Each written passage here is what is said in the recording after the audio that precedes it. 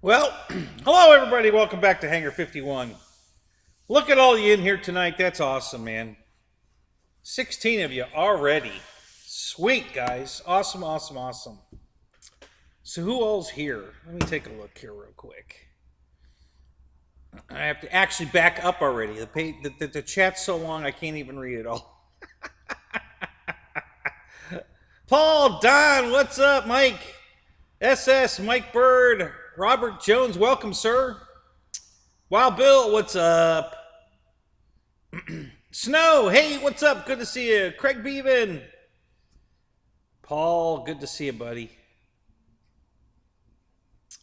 Who else is here? David Snyder, good to see you, man. Great to have you here, man. George Watts, what's up? Mike Bird. Who else? Anybody else? Have I got everybody? Craig Beeman. Shadow. Shadow, what's up? Yeah, you lied. You told me you weren't going to be here. You were going to lurk.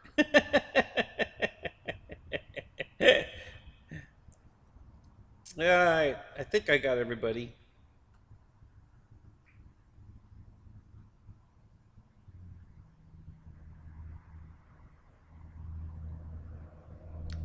Let's see what else we got here. Lyndon Stewart, welcome, sir. Good to see you, man. Raymond, what's up?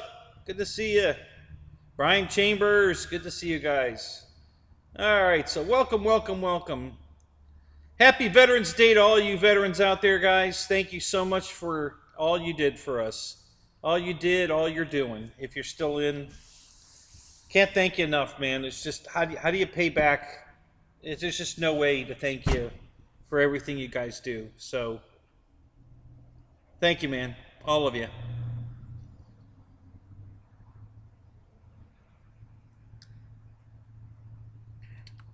So, all right. So let's flip this over here. We've got new backstop tonight. Had to move some plane boxes around, and we'll get the other view here in a minute. I lied in Jeff's show. I said we were going to have a blizzard tonight. We're just going to have a light frost.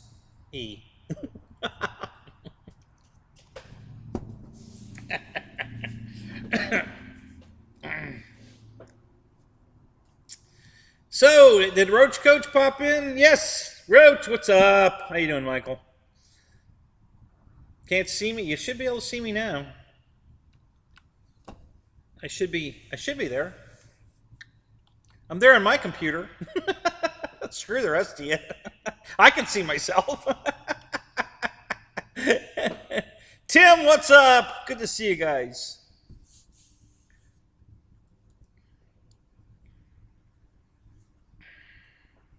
Your Drake arrived 3 days ago. Awesome, Lyndon.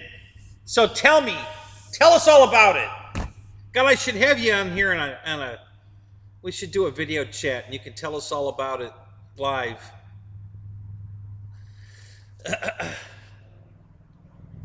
So, did you have all your buddies over? You know, tell us all about it, man. We're just going to stop the show right here. We all want to hear what happened when Draco arrived. So, the floor is yours, Lyndon. Just tell us what happened. We all want to hear.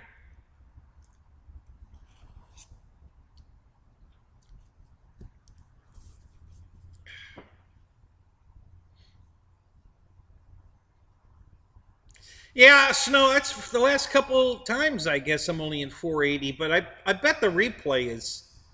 Yeah, let me check that real quick. I can check that for a second. We're going to wait for Lyndon to wind up the whole beginner thing here, so... Let's see what Lyndon's got to say, and I'm going to do a quick check here. We all want to hear.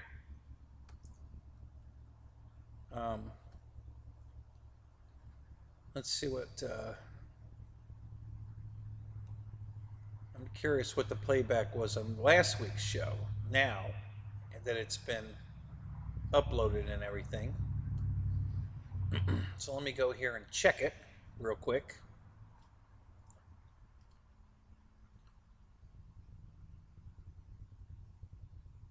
So this was last week's show.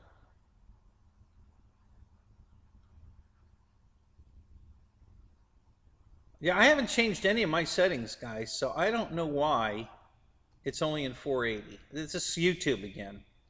Apparently they're only letting me broadcast in 480 for some reason. Yeah, this show's still in 480. I have no idea what happened. I did not change the settings on the camera or anything, so I don't know what's going on there.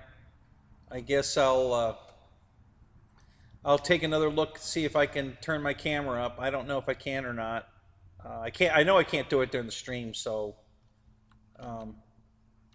But I'll check it after the show and we'll see what's going on. So let's see here.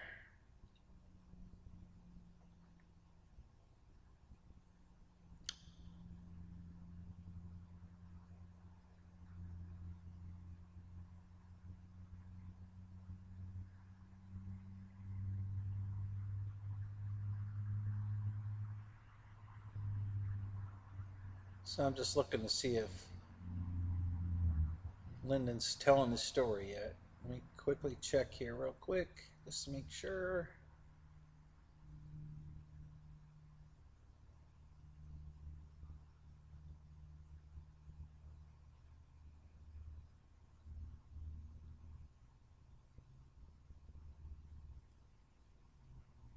Randy, welcome to the show. Good to see you here. Randy B, you're new here.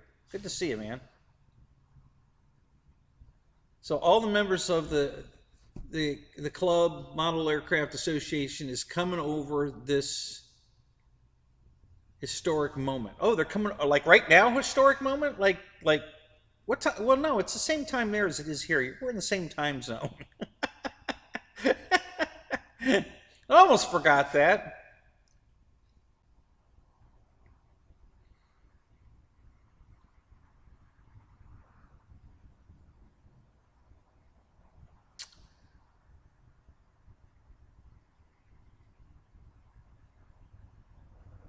Oh, over this weekend. Oh, okay. All right. So you haven't done the big unveiling yet. Oh, man, that's a bummer. You're going to videotape it, right, Lyndon? Yeah, you're going to like video it and then put it up on YouTube so we can all watch the whole Kazamo thing.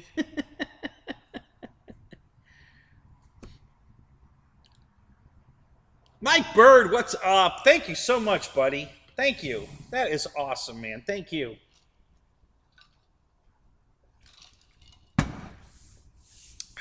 Man, that's just great. Thank you so much.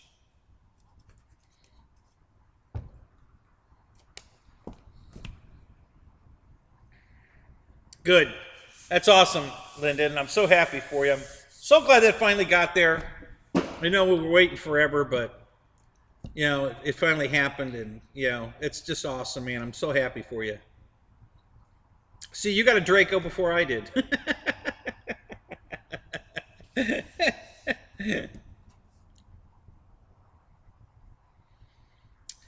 Air Marshal, many FUs to you today, Squid Boy. Happy Veterans Day, buddy. Thank you for what you do, buddy. Thank you so much. I mean that.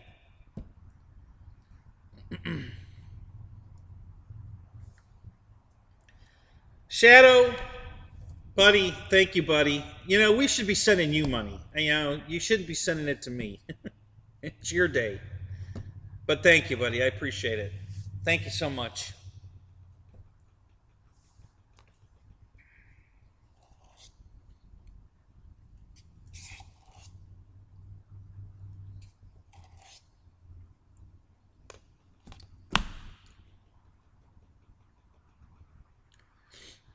Yeah, that was a long road indeed, yeah.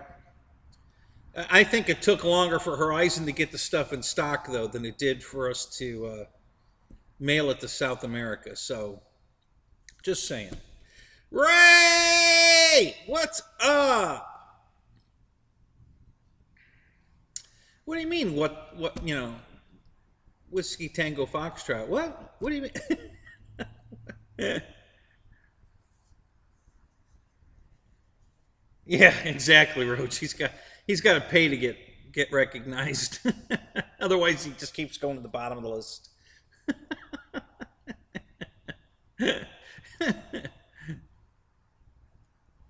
No, we didn't get the blizzard. Yeah, the weather changed a little bit. We only got a light frost. D.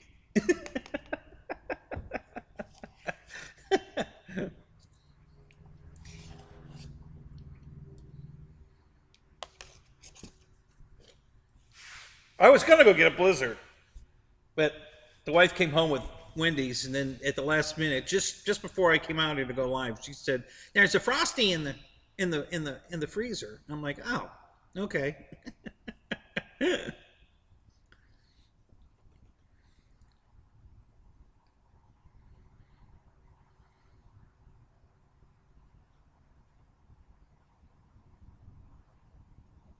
Yeah, even the turds in the U.S. are worth fighting for. And by turds you mean me. I can read between the lines. I get it. Yeah, I know Shadow. I just said that.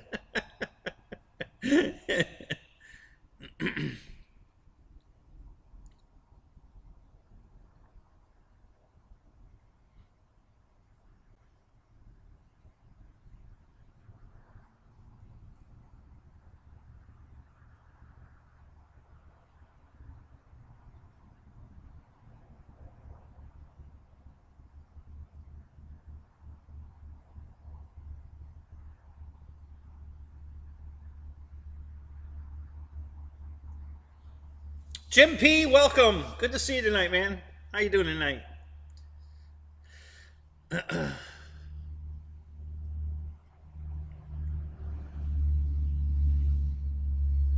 Well, you bought one of those high dollar dancing wing PT-17s. Actually, that one's not so high dollar. The albatross is high dollar, but the dancing wing is just on the edge of being high dollar. I think it's still accessible, maybe. Not for me right yet now, but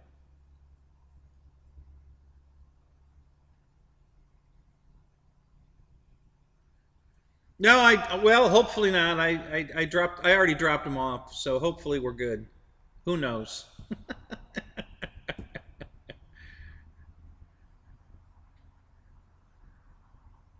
I'm too orange to be a turd. Thanks, Tim.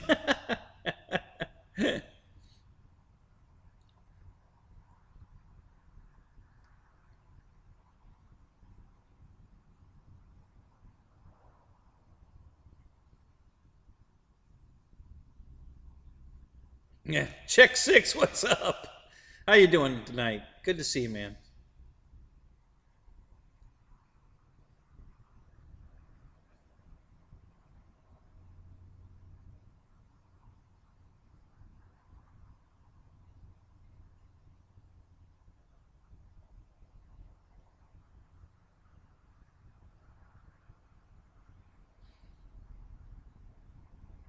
It took Brian 36 hours to build his P. Yeah, that wouldn't surprise me.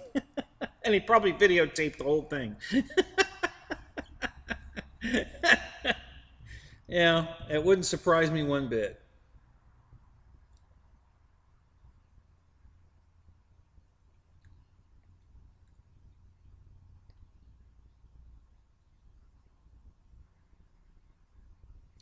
Yeah, 365 is for what? The ARF, not the plug and play.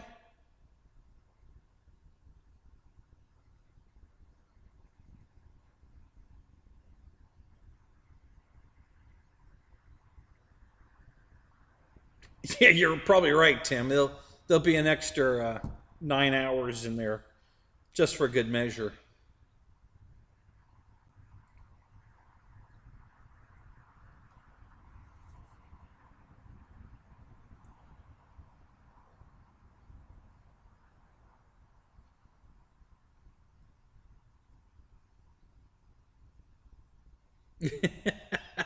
Yeah, I know. That was funny, Shadow. I was looking at the pics too.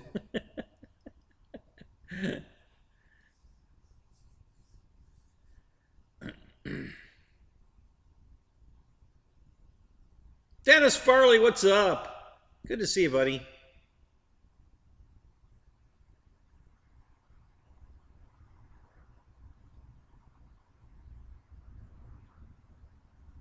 So, are you done fighting with them, Roach? You just going to give up? You're not going to make them pay you, get you what you need?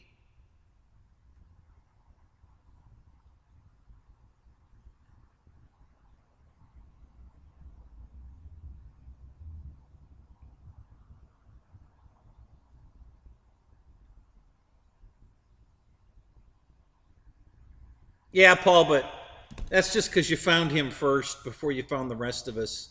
All of us would have helped you better, easier than, than Brian.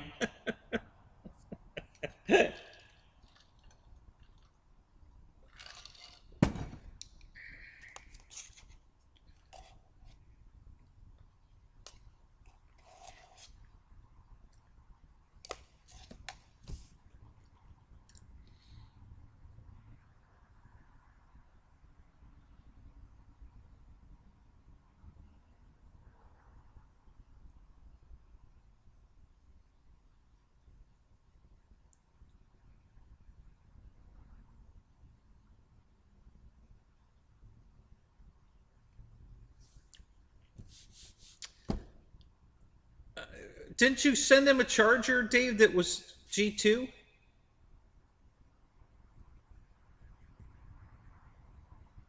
I thought you did.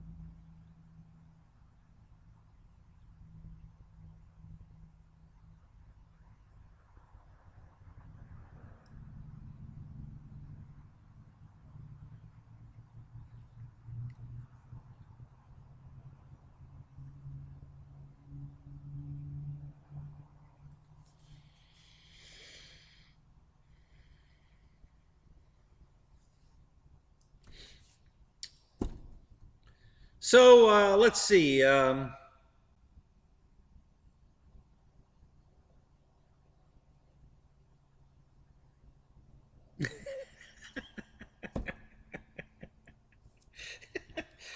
think the Dollar Tree food is more nutritious than Wendy's. To be honest with you.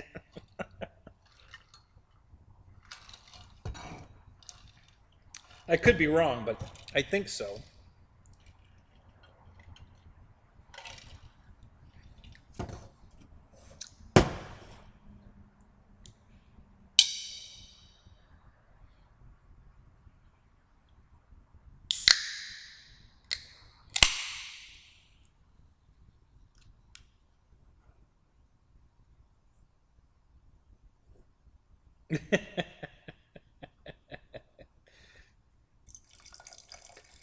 So the inspector came out yesterday to inspect the building, and I didn't think it was going to pass, but it did. He was really looking it over, and it wasn't the guy that was supposed to come out. Somebody different. The first guy, the guy that came out the first time was Chris, and he was supposed to come back out. They told me that when I called for the inspection, that it would be Chris again. And then this new guy showed up, and he went over everything. And after he was done, and he approved it, he was here for an hour, and I showed him the photos of the damage, and his eyes got this big around. And he said, "Did I miss that damage?" I says, "No, you didn't miss that damage. I made them replace that."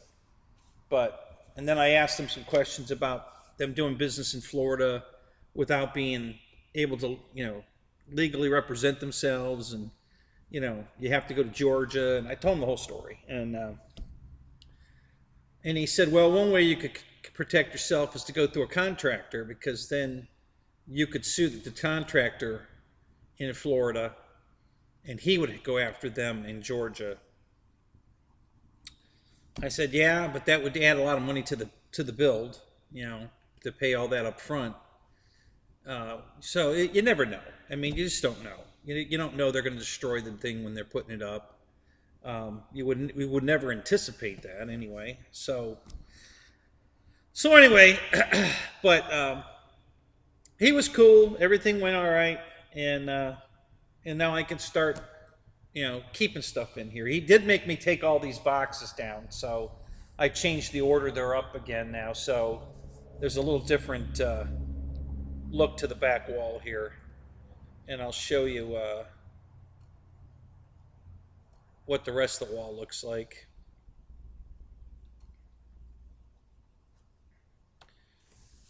So you can see a few more of the boxes here.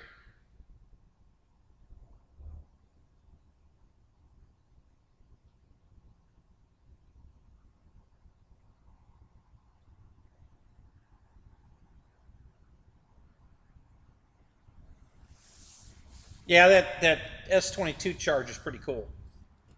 Yeah. So you can see. Well,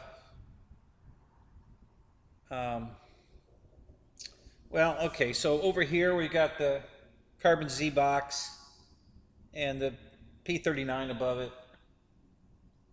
and then there's a Corsair box above that, the old Park Zone Corsair, and then over here you can see the propeller in the picture here, and I can turn the lap. Well, no, I can't. I can't reach that.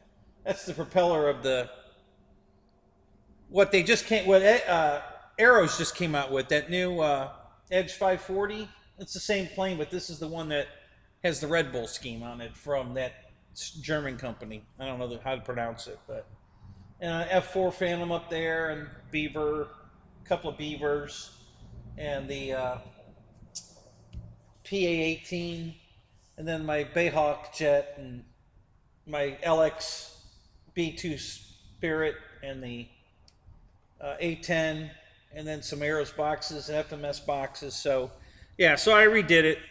I thought it'd be a little more colorful with the background to put, especially this the 1700 Mustang box is right here, and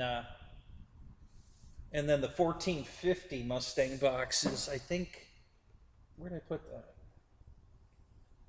I think it's over there. Where did I put that?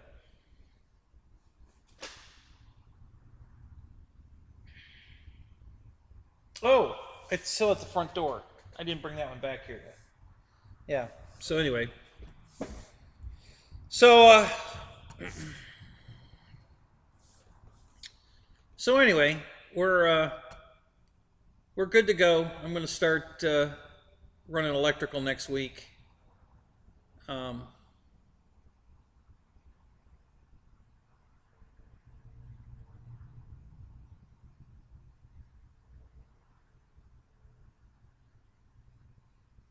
No, George, no more inspections. The everything else I'm doing, I'm not pulling permits for.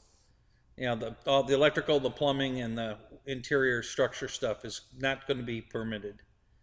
They don't need to know. I will do it to code,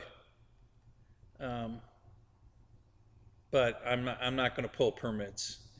They can come out and inspect it. If it ever comes to a problem, they can come out and inspect it and then fine me, and they'll check it all. It'll all be to code, and I'll just have to pay a fine, which is way easier and better than a year and a half of permitting, trying to get it through permitting.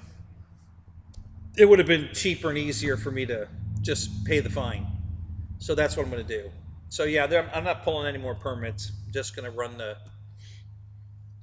run all the electrical, the plumbing, and the internal structure. And like I said, I've got all the codes for Pasco County. I've already looked it all up, and I'm just going to make sure I build it to code so that you know all they can do is bitch that I didn't pull a permit to do it, but everything will be correct, so I won't have to fix anything. Um, exactly right, Michael. They can kiss my ass. Oh, I'm sorry, Juno.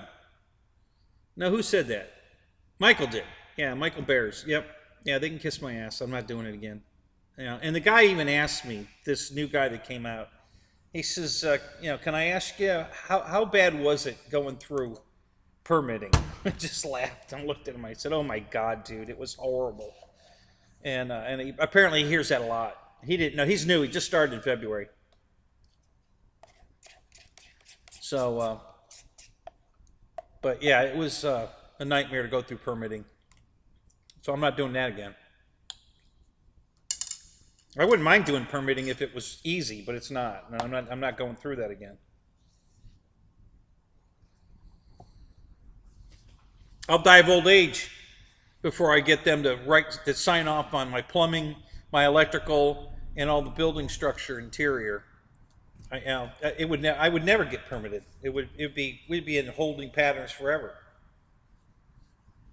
So, yeah, screw them. I'm just not going to do it.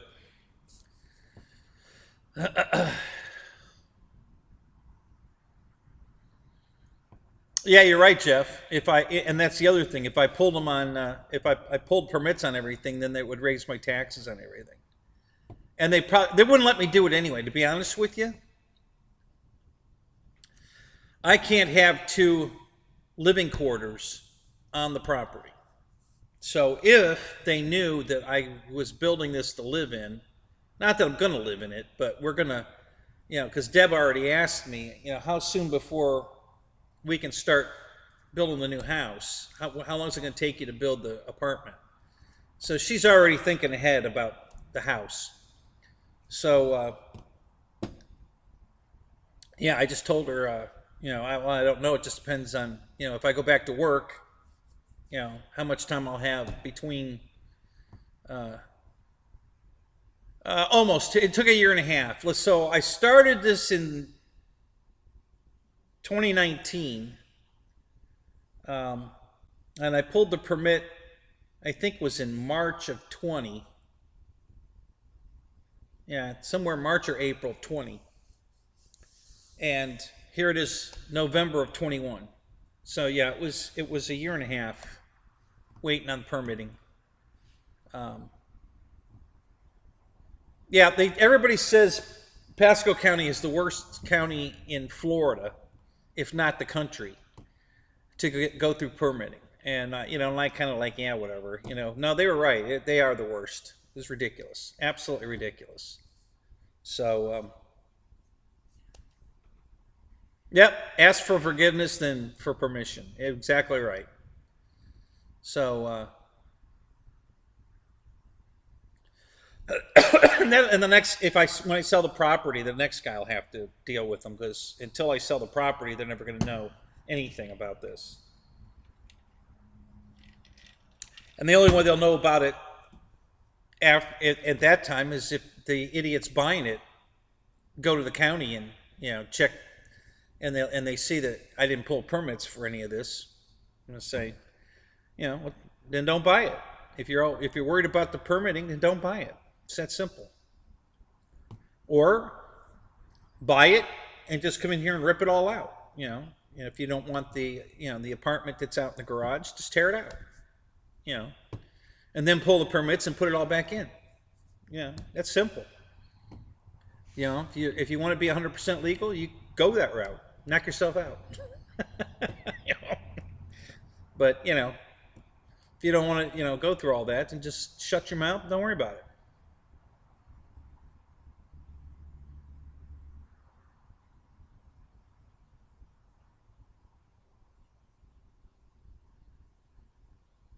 Yeah, of course that'll never happen.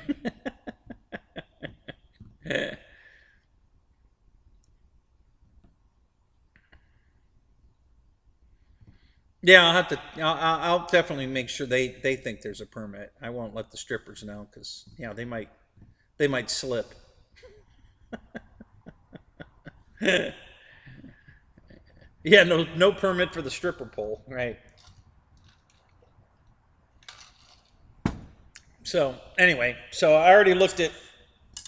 I was looking at the boxes. What day did I go? Wednesday, Tuesday. I went to Home Depot Tuesday and bought a push broom. I didn't have a broom to sweep the garage, so I bought a broom, and I had to buy a bag of concrete to fix the threshold where they put the man door in, because they had relieved it for a threshold in the concrete, about a 3/4 of an inch dip in the concrete. And when they came here, they just put a solid bar across it, and the door was above it. So you step over the the bottom channel. You have to step over that to get through the door, and so that left a 3/4 inch gap under the concrete. So I had to go get a bag of concrete and fill that in, and that worked out perfect. It came out fine. So yeah, so I did that Tuesday, and then he came out Wednesday and inspected it and passed it, and now I'm good to go. So I already bought all the wire. I think I have probably about 400 feet of wire. So that should be enough to run, and that's, 20 amp, for all the lights and outlets and everything I'm going to put in here. I'm going to have to run one 100 amp service for my welder, and the 100 amp from the house to here, which is about 30 feet.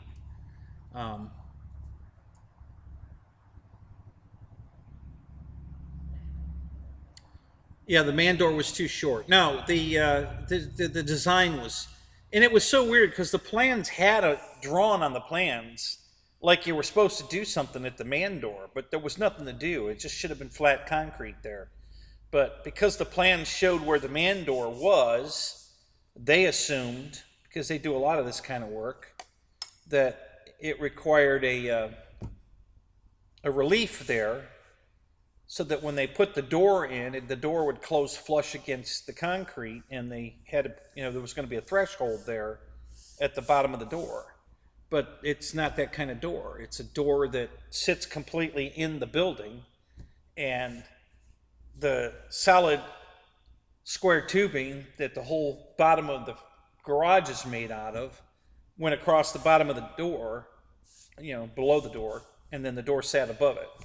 So just a mistake. I don't know why it's on the plans. Doesn't make any sense. I looked at the plans too, and I don't know why they were showing that if you weren't supposed to do anything with it. So just a boo-boo, easy to fix. It didn't take, well, I'm not a concrete layer, so it took me a while because I was being pretty anal about floating it off nice and smooth and trying to get it as perfect as I could get it.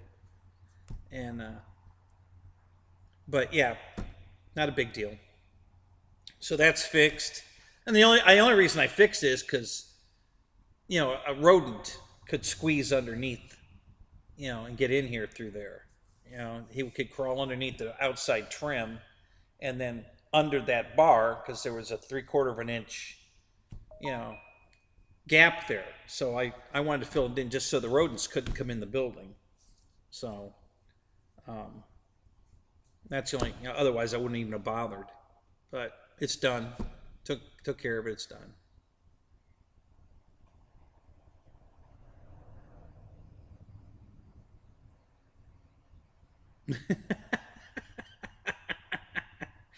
Oh, Marshall. Where's Roy when you need him? Yeah, Roy's not in here yet, is he? Yeah, I don't know where he's at. That's funny. Wild Bill, what's up? How you doing, man? I missed you there. I didn't see you come in. Who else snuck in here? Let's see.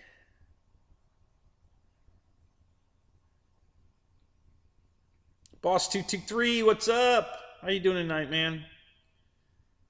30 of you in here, man. That's awesome, guys. Thanks so much for coming. Only 21 likes. Hey, you're slacking, guys. No slacking tonight. Yeah.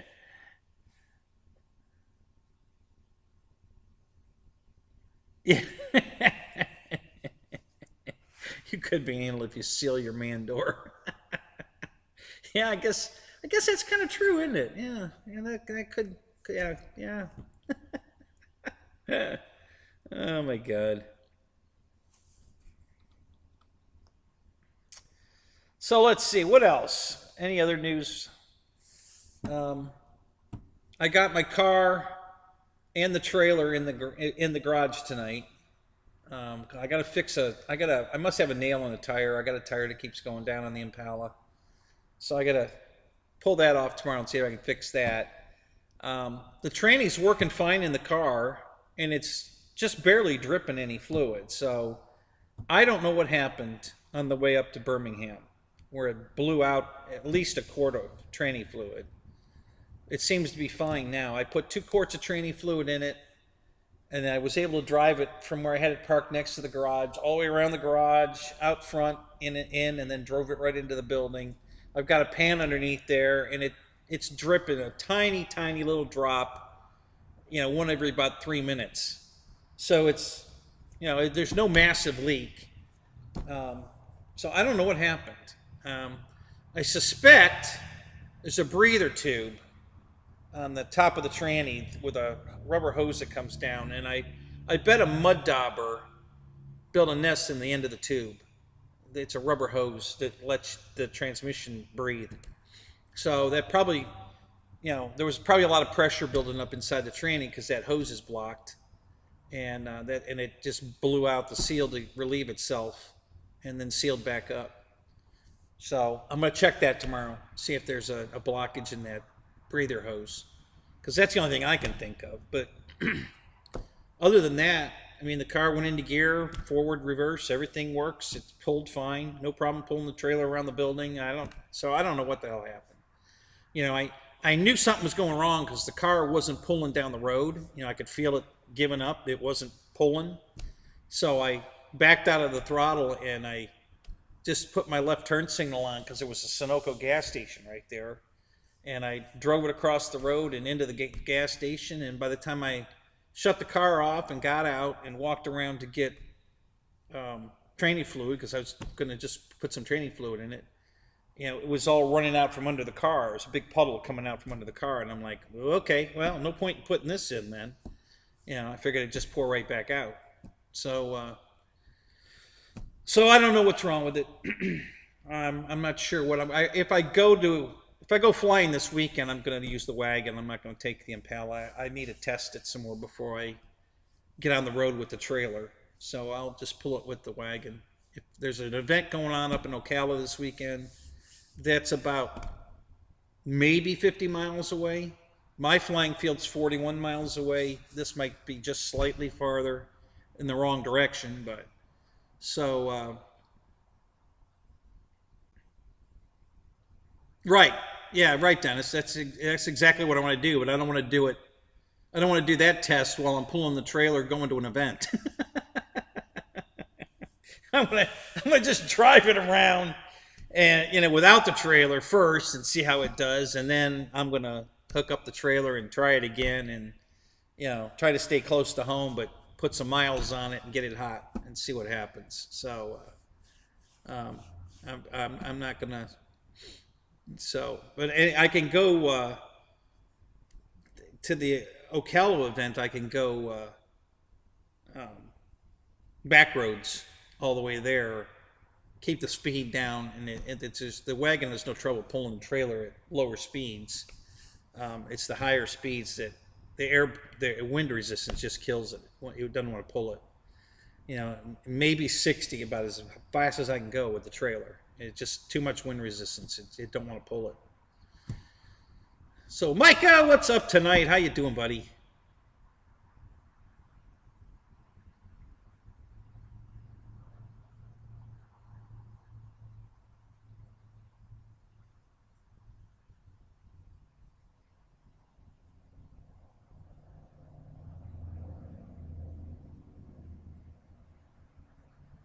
Yeah. So, so I've been, thinking about it the whole, it's been sitting here for 2 weeks now, and I've been thinking about, what the hell could have happened to the tranny? Because the tranny pulled.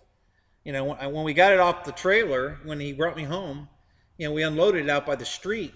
I started the car up and drove it right in. I mean, I went around the circle at the school across the street and pulled in the driveway here and drove it all the way around the back of the property to the building and backed it up into the spot next to the building, and it was working fine. And I'm like, well, that's odd. What the hell's going on here?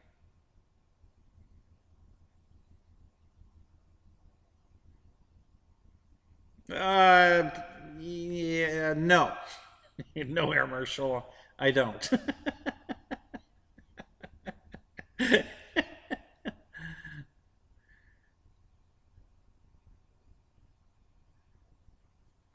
Yeah, EQ. It's funny you say that because we've been looking at trucks. I want a Chevy Avalanche. The covered lockable bed that the seat folds down and lets you go right underneath is exactly what I need. I can put big airplane wings through the back seat into the bed area, and it's all locked, so they're all secured, watertight. Um, so yeah, so I've been looking at avalanches for months actually, and last night I was kind of teasing the wife about, you know, why don't you use that extra money you got for your car after the total, and let me get a truck with it. And at first she didn't like that idea at all, but then after she thought about it, um, she kind of got into it. We were looking at these vehicles, and I found one truck that's a really good deal. Um, it's the mileage is not too bad. Um, it's an older one, so it's got all that plastic cladding on it, but it's white with black. The cladding is either dark gray or black, and it's in good shape because the truck really looks beautiful. There's no dents in it. It's clean. I don't think the seats have seat covers on them. I'll bet the seats are destroyed, but I can deal with that. Um, it's supposed to run good. Everything works according to the ad. You know how that goes. Um, truck's in perfect condition. I think it's an '02. I think with 140,000 miles on it, and they're asking. I think they're only asking $2,300 for it. So she might pull the trigger on that one. I was looking at a '07 with 140,000 miles on it, but it's beautiful. It's red. It's got the new style nose on it, so it looks really good, and no cladding at all. It's clean. Tires look good. Everything, the interior looks brand new. God, the interior looks like it's never been sat in. It's beautiful. Wood grain dash. It's a gorgeous truck. But he's asking $7,800 for that one. So she's not real keen on that much money on a truck. So even though that's just about exactly what she got over the price of what her car was worth to what we thought it was worth. Um, her insurance company after the accident paid her $17,000 for the Malibu, and I don't think we would have gotten 8,000 on a trade. You know, so we were super happy with when he came back with the $17,000 quote. The payoff on the car. So she was able to pay off the car and have it, 7 grand to put in the bank. And so we did really good on that. And she put some of that money on the Cadillac she bought, but anyway, yeah. So anyway, so we're looking at that. I need it. Listen, I've got this big trailer out front here. It's a dual axle, 20 foot, 8 foot wide. It's beautiful. It's a perfect trailer for the airplanes. But it's got this gigantic steel frame under it. It's a car hauler. You can put a car in this trailer. It's designed for a car. It's a heavy duty trailer. And my car will pull it. no problem pulling it. The problem I have is it crushes it. My suspension can't handle the tongue weight of this damn thing. It's very heavy. So now the wagon can handle it because the wagon's set up for 9 people. You know, it's a 9-passenger wagon, so it can handle a much heavier load than the car can as far as tongue weight. So yeah, I could put air shocks and helper springs on the Impala to make it do it, but yeah, I just want to get a truck. You know, I'd rather have something I can. Yeah, I need a truck just for around here. So I'll keep you posted. I don't think anything's going to happen right away, but we'll see. But wait, there's more. So we'll see what happens. So let's see. What have I got to show you guys tonight in RC? What do you want to see? Hey, guys, I got any requests? You know, airplanes, cars, bug zappers. We got those here too. We've always got our bug zappers, you know, handy here. So, you know, what can we talk about? What do you want to see? What's everybody else done new and exciting?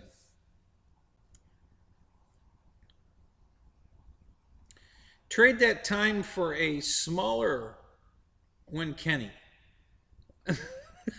I don't know what that meant, Roach.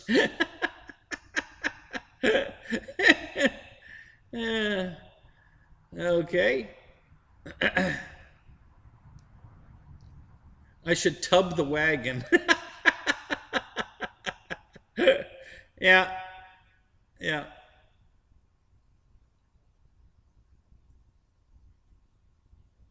If I want to carry the big load, I have to get a bigger man door. Yeah, it's probably true. I thought about doing. You know, I already did the motor swap on a buddy of mine. He had a 90. He had a 91 Caprice, so it had the old, you know, Chevy small block in it, not the Corvette motor in it, and because they didn't start putting that in the wagons till '94. So we did the whole swap at my house, and he actually gave up halfway through it, went home pissed off. So I finished it without him. But so I know exactly what I need to do to put a Corvette motor in it, and it's not that much actually. It's almost a drop-in. It's pretty pretty easy swap. So I could put the Corvette motor in the wagon, and then I'd have the load capacity and the torque to pull the big trailer. You know, so there's always that option. That's the cheapest option actually. The motor's only $400. So I could do that. Tranny will bolt right up to it. Everything's the same. So actually, I'd probably put the Impala transmission in with the motor. Physically, the trannies are physically the same tranny. They're internally a little different. And then the computer would control the transmission as well.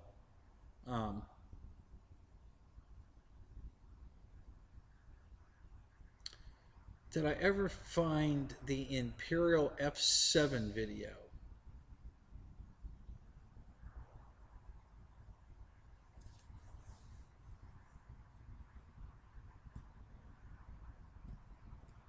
I don't know what you're talking about, Juno. What video is that?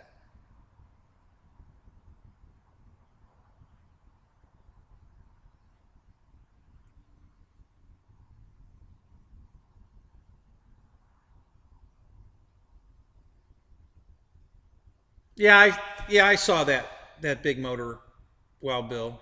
Yeah, it's that would take a lot of modifying to get that in the wagon. Yeah, Snow, the 350, the LT1. Yep, that's what's in all the cars I have here. I got 4 Impalas and 3 Cadillacs. And one of the Cadillacs is a 93. It does not have the LT1 in it, but everything else has the LT1 in it.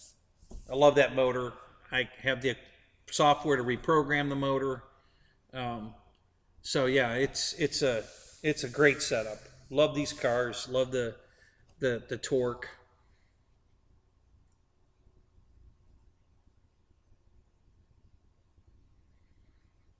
I flew at sunset. I think you're thinking of somebody else, Juno. The only F7. I'm assuming you mean the F7F. I flew the 5 landing challenge with my F7F at the Imperial Field, and that video's up if you want to watch that. It's on my channel. Just look for the landing. If you just type in, if you go to my channel and search landing, it'll come up. So that's the easiest way to find it. Yeah, I flew that plane for the landing challenge at Imperial.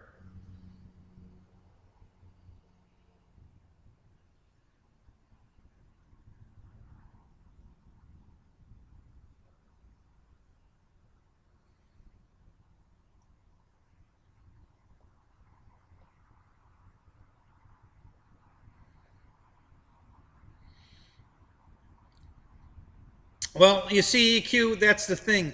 In Florida, we don't have winter projects because we fly all winter long. It's usually 70 degrees here all winter long, so we don't have like downtime where I got to figure out what I want to build over the winter. With that, I'm too busy flying, so we don't have that problem here.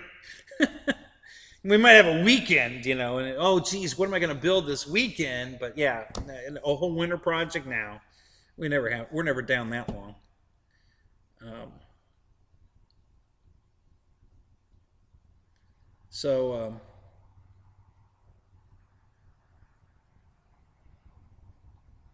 Seeing all your Grammy Award videos, champ. Thanks, Juno. Yeah, I don't know. I didn't do a sunset flight with the F7F out at Imperial. I did some flying at my field, but I think all those videos are up. I don't think there's anything missing. So yeah, I'm not sure. You might be. Somebody was talking. Oh, Ryan was talking about that. Bobby flew a video at the Imperial at his event with the dancing wing. PT-17, and he can't find that video.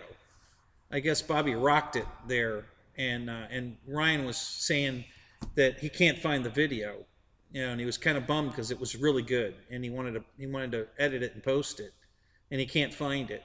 And Air Marshal had copies of everything. Hey, you didn't find it, did you, Dave? Did you happen to find that video? Uh-oh, is Roach leaving? Oh, he is. All right, Roach. Have a good night, buddy.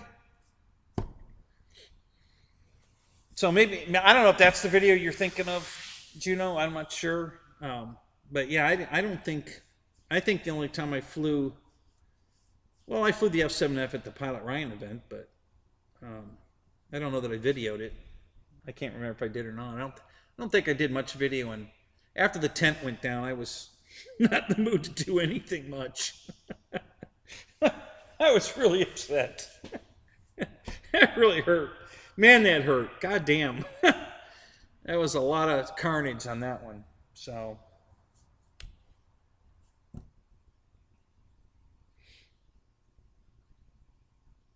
Guys, I got to tell you, it is, for me anyway, it's so exciting that all my planes are just, laying out. They're not all here yet. I still have about 30 more there's 25 in the trailer, and there's 30 probably in the garages, the barn, and the carport. So there's probably 30 more planes in those areas, plus the 25 in the trailer. But there's about 70 here. But they're all accessible. I can walk to any airplane in here and just grab it. I don't have to move anything. I don't have to climb over anything. I've got them all laid out. There's 4 racks with planes in them vertically. See, and each rack has 8 planes in it. And then the rest of them are on the floor. So they're taking up a lot of floor space, guys, a lot. But that's going to change too. I got to build racks to put all the planes vertical to get them off the floor. But I can get to any of them. I mean, when they were all in the living room, my two A-10s, I couldn't get to those. They were buried. What were some of the other planes? My Dynam Cessna 188. You know, the ag wagon. You know, Dusty Crop Hopper, because it's orange. I couldn't get to that plane. Yeah, there were a lot of planes in the living room I couldn't get to because you know, they were just buried. And now everything's out of the living room. I can get to anything in the living room now, and I can get to all my planes. So it's really cool.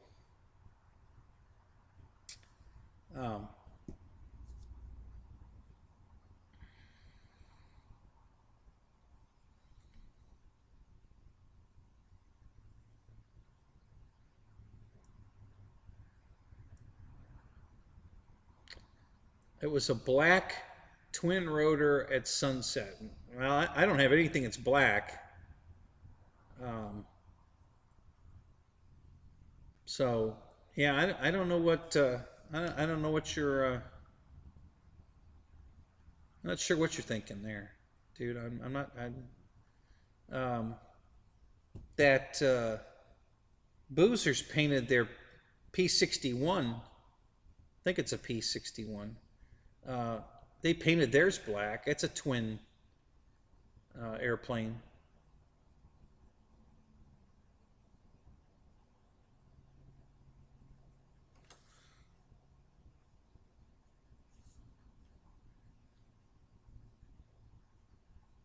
Roaches are scattering.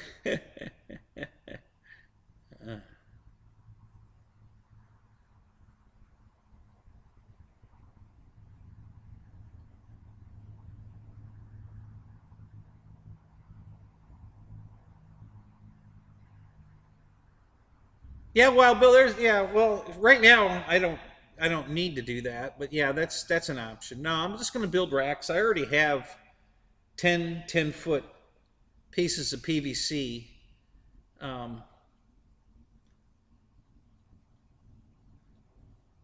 dreaming of a Q-style building, but I can't come up with 18,000 right now. Wow, 18,000 is a pretty good. How big a building are we talking about for 18,000?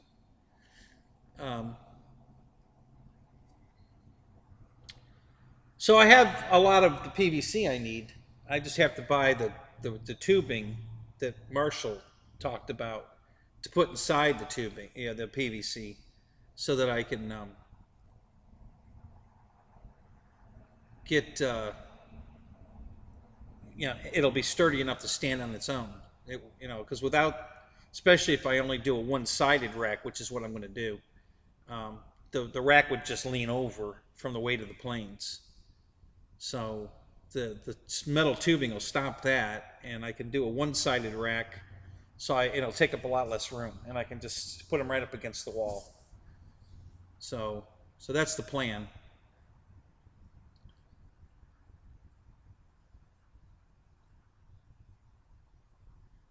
Yeah, that's what I was thinking. The 61's a Black Widow. Yep.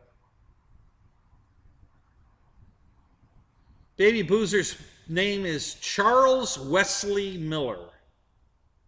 Charles is his dad's name. Grandpa is Charles. Wesley is Wesley, and their last name's Miller. So yeah, so the baby's name is Charles Wesley Miller. That's a great name. That just rolls off the tongue. That's a great name. I really like the name. I think that's you know, that's a cool baby name. I really like it. I think they did great there. Um,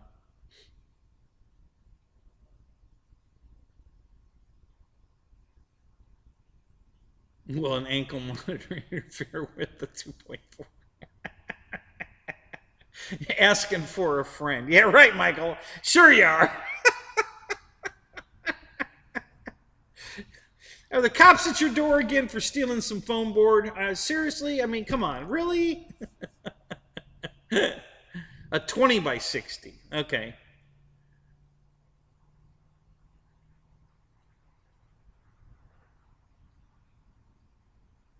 Yeah.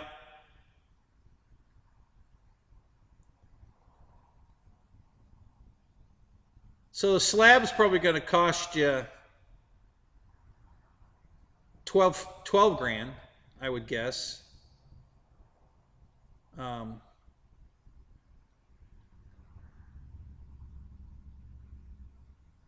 John, what's up? Good to see you, buddy.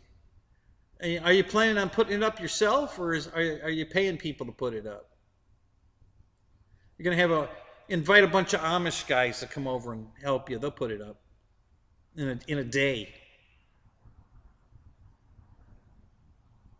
and I bet they won't have to hit it with a sledgehammer either.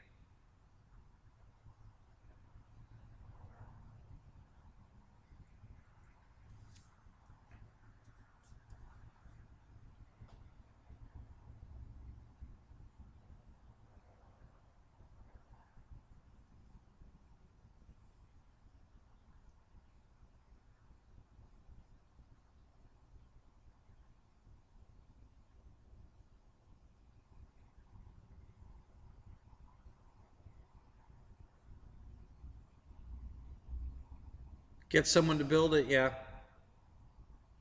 Well, the best thing to do in your situation, Eric, so you're not going to go through what I'm going through, is to hire a contractor.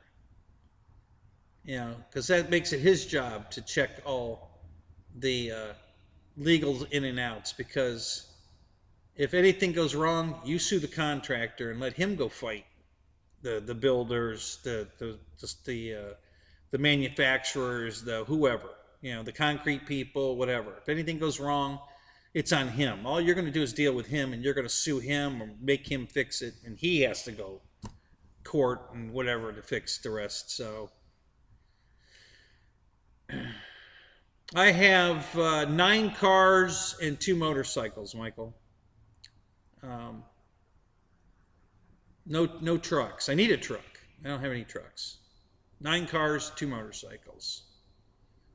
So, and yeah, I know. We'll sell a bunch of cars. You know, you guys make, you make it sound like I could get 10 grand for each car. I said, listen, my cars right now aren't worth anything. Most of them don't run. They don't need a lot, but when you're not working and you don't have a lot of extra money, you can't fix them all. You just, there's not enough money to go around. So I'm keeping the ones I need running right now, and the rest of them are going to be just, in the building here, nice and cozy, warm. And when I get back to work and start making some money and I can afford to start fixing them back up, I will. And until then, they're just going to, be parked. There's nothing special. They're special to me, but they're not special cars. I mean, they are, but to most people, they're not worth anything.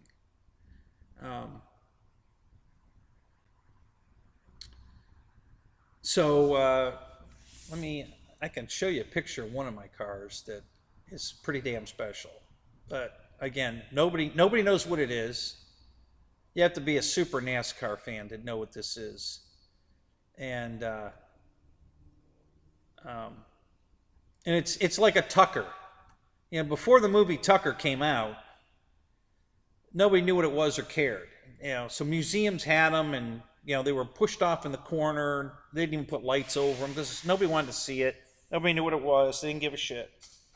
Then the movie came out, and all the 48 of them that are still in existence and roadworthy became worth millions. And so my 2+2, when Richard Petty dies, and they do a documentary on him, and that this specific car was built for him, it might be worth something. But right now, it ain't worth anything. That car, if I wanted to put tags and insurance on it, that car's drivable. There's nothing wrong with it. I just not driving it right now.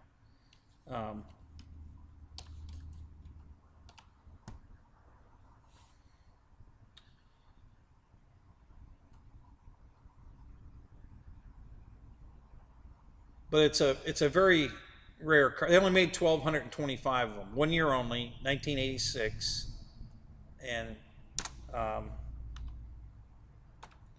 they only made 1,225 of them, and 109 of those stayed in Canada.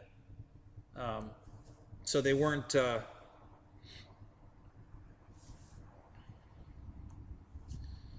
One color scheme, It was the package was an $11,000 add-on for this car. You know, the sticker, I think the base price was $6,800 or something, but it was an $11,000 upgrade kit to turn it into a NASCAR Aero Coupe. And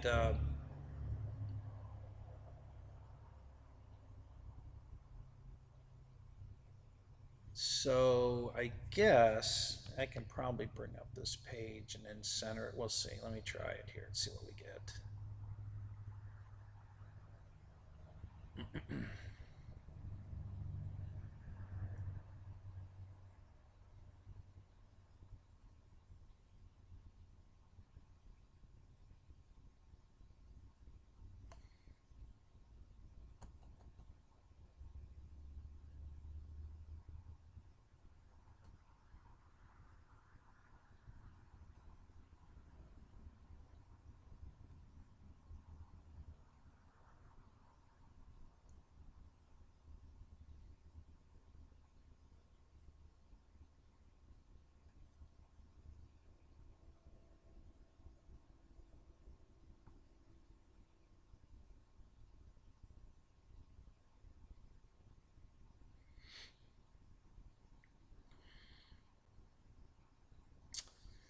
Yeah, let's not go that way. That's not going to work. Let's try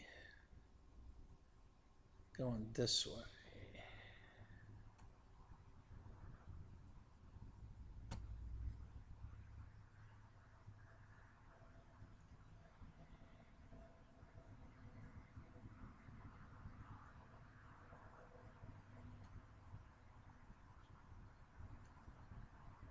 Yeah, there we go.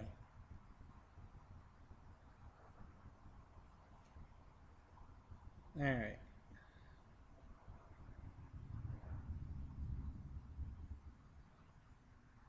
So this is the car, and I'll get you some other angles of it in a second. But this is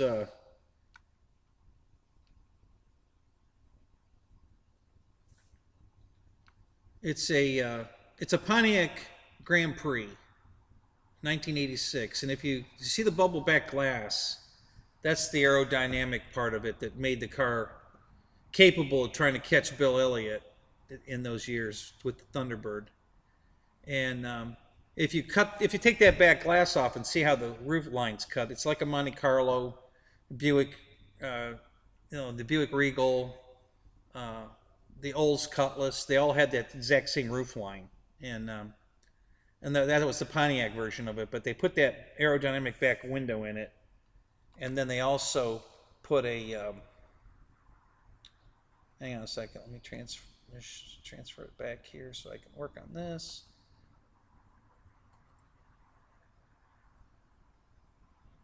Okay, I'm back. And then they put this NASCAR nose on it, and the back, that's the back window with the fin on this, the spoiler on the trunk lid. And so that was all part of the package to the Y97 code that came with that. And that's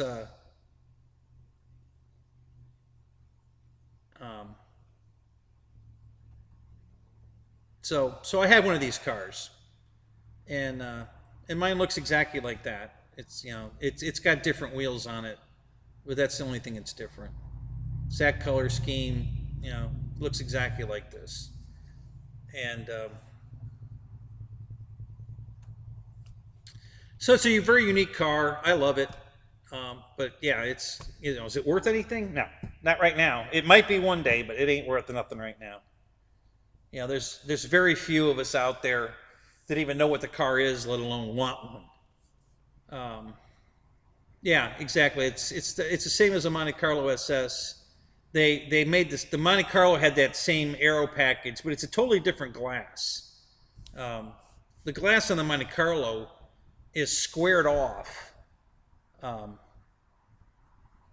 like a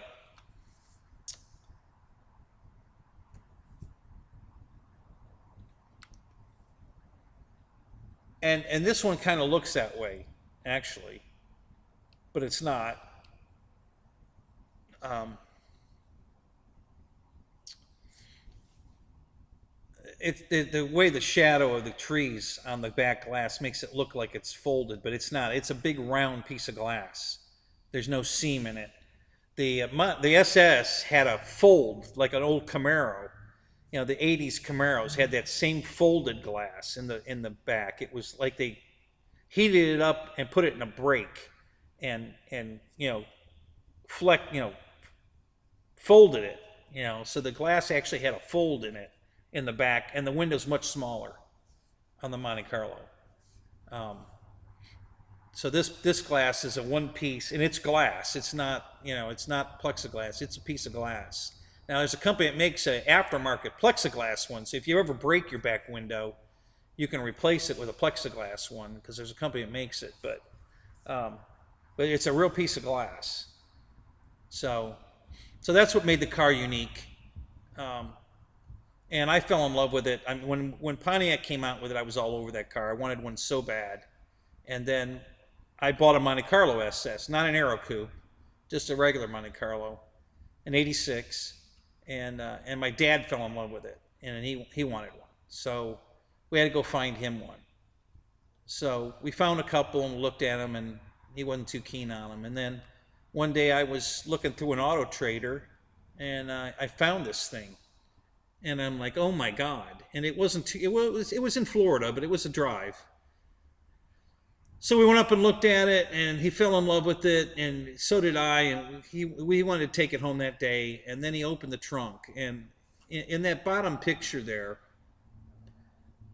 if you look across the glass at the spoiler there, there's a fold right there, a seam, and the deck lid opens. It's about 1.5 feet wide. Is all it is. It's very small. It's full trunk. The trunk goes all the way to the back seat. It's huge, but the opening is only about 1.5 feet. And he's a golfer. My dad was a golfer. He says, my golf clubs aren't going to fit in that. I said, well, yeah, if you put them in one at a time. So that wasn't going to work. But we talked about it on the way home, and I said, listen, Dad, you never take anybody with you. You could put your golf clubs in the front seat. And he goes, yeah, I thought of that. So we thought about it, and all the way home, and then and the guy that owned it wasn't home. His wife was there, and we were talking with her, and she wasn't negotiating. So my dad called him back the next day, talked to him directly, and made him an offer, and he took it. And he met us halfway. So we met in, I think, Ocala or maybe Gainesville. I don't remember. But he came down. I think he was in Jacksonville. So he came down. We went up, met in the parking lot, and gave him the money and took the car, and then years later I bought the car for my dad because we ended up buying a Monte Carlo SS Aero Coupe after that. So he had both. He had both Aero Coupes, the Monte Carlo and the Pontiac. And then he decided he wanted to sell the Pontiac and keep the Chevy. And so I bought the Pontiac. And then one of the guys in my car club bought the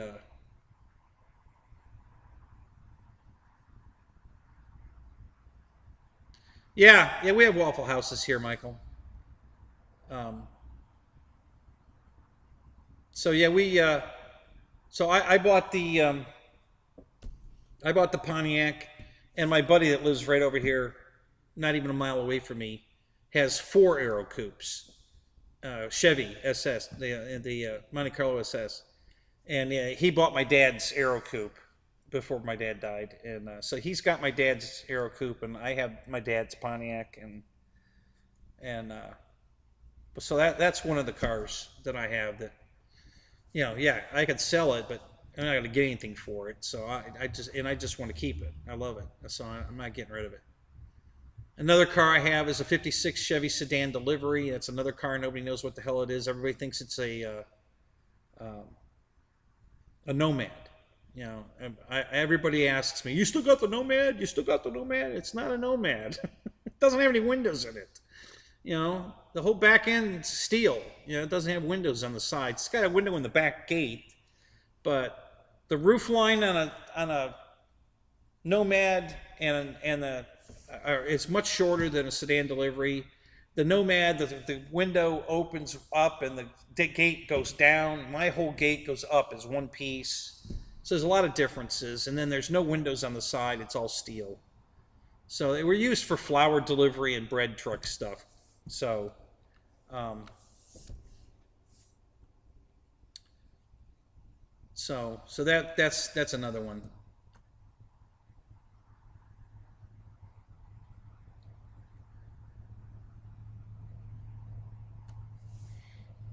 So I got a few cars, but nothing that's worth anything. So not worth selling. You know, it's not gonna buy me a truck that I want.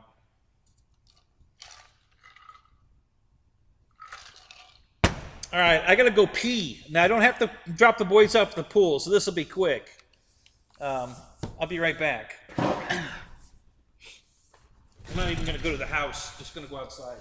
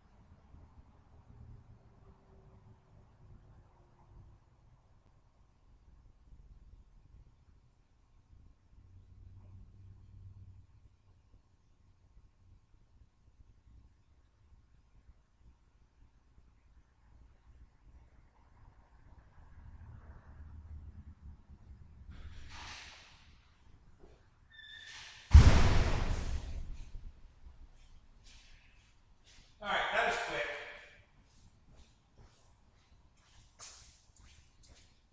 No boys dropped off at the pool tonight. So we lost all kinds of people, guys, because we were talking cars. Nobody wants to talk cars. Yeah, I'm just whizzing in the yard. Yep, that was it. Um,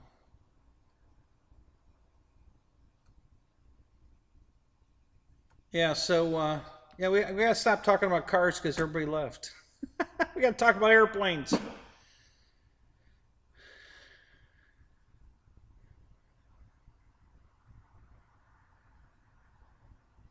Yeah, there you go. That would be heaven, huh? A Dollar Tree next to a Waffle House. That'd be perfect.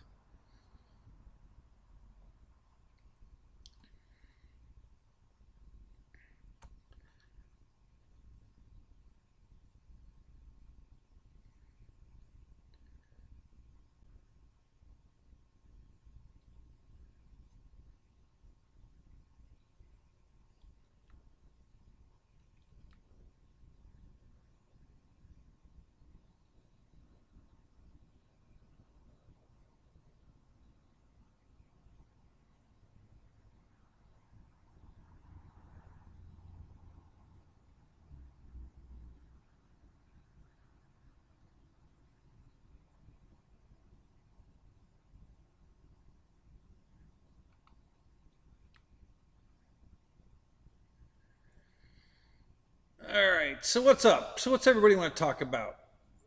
What airplanes are we working on? Nope, check 6. Once was enough. No, no electricity in here yet.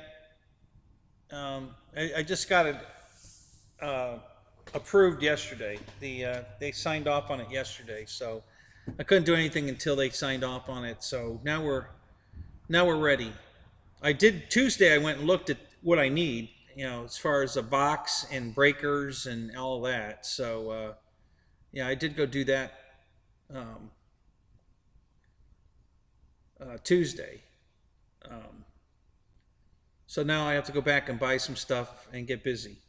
So that'll be next week. We're going to get busy.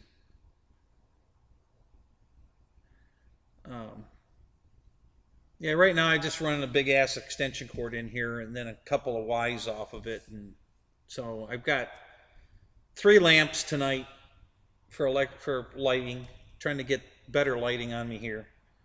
It still looks a little lame here,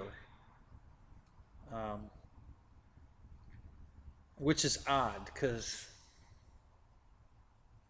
there's a light there over the camera. Camera's there. And then I've got a light right there next to the TV, and then a light right here on the desk. And yeah, you can see the shadow there, and then yeah, you can see the shadow there from that light. So yeah, so it's helping, but the close-up shot is much better lighting wise. The lighting here is pretty good. All right, Tim, have a good night, buddy. Take care. I don't know. I think I'm going to go with what look like fluorescent light fixtures, but have LED lights in them. I think that's what I'm going to go with. They're pretty damn bright, and I think that'll work well. So I figure if I've put 4 double tube, 8-foot double tube fixtures on the ceiling, that should light it up pretty good. And I'm not going to light this half of the building where the boxes are over here. So I'm going to put the first set of lights over here, and because this is going to be apartment, so I don't need a light above this.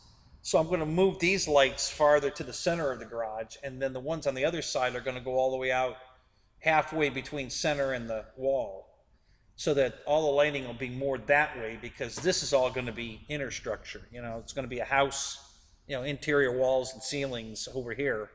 So I don't need those fixtures that are on the ceiling in this part. I need them over there.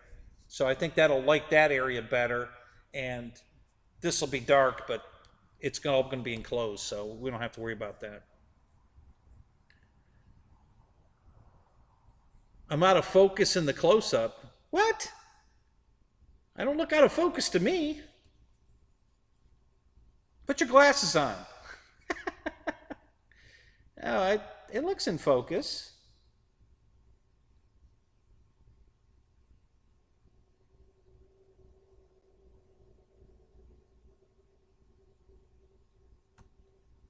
Oh, that lamp's flickering. That's weird.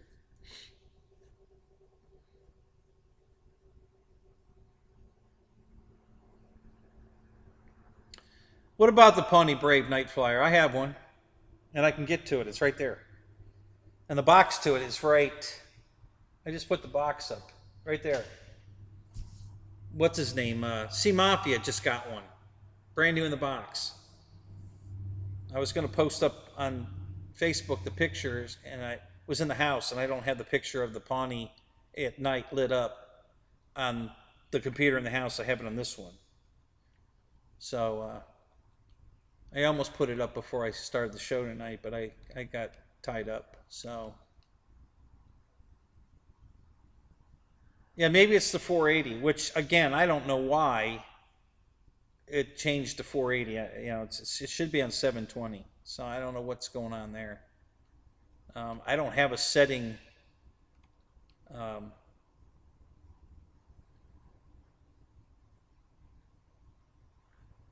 I guess. Well, maybe, but I don't think I changed anything there. I don't remember changing anything. So you say it's a little blurry. Is this camera blurry? You know, this is the regular camera, but this one's in 482. You know, I guess, right? It's just the stream is in 480. No matter which camera I'm using, it's just streaming in 480 for some reason. I don't think I have any control over it. I think it's all YouTube. You know, maybe they're trying to save disk space at their end, so they're, you know, cutting everybody off. I don't know. It just happened like the last 2 or 3 weeks. Well, it is an air tractor. Yeah, yeah, it is. Wow, Bill. Yeah, the Pawnee is an air tractor, but it's the old Horizon. Um,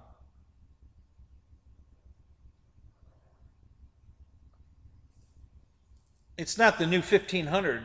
You know, that's a different airplane. This one's the one that glows internally. The whole thing lights up like a lantern, like my RV8.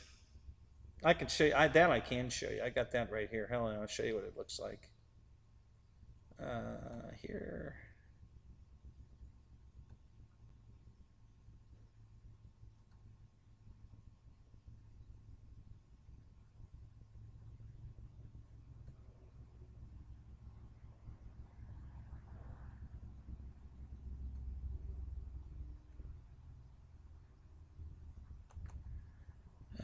Let's grab that. Go here.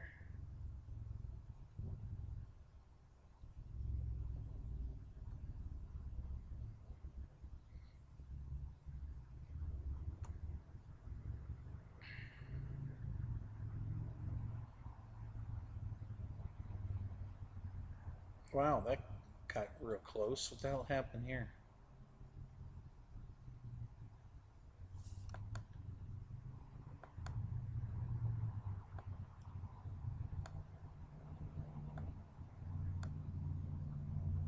Oh, what the hell's going on here?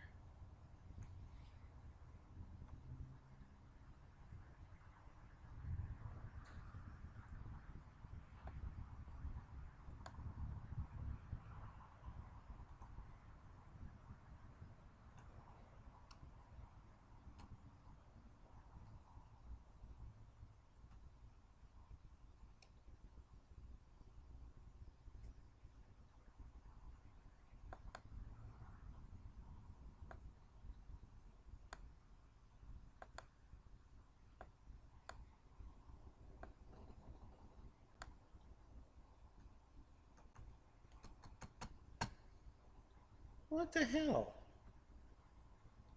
That's weird.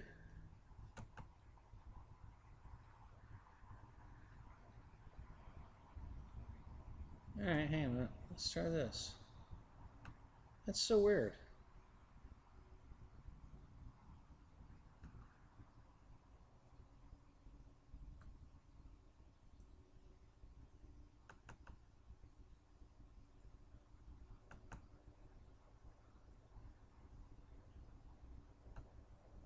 Yeah, it's not letting me resize that picture for some reason.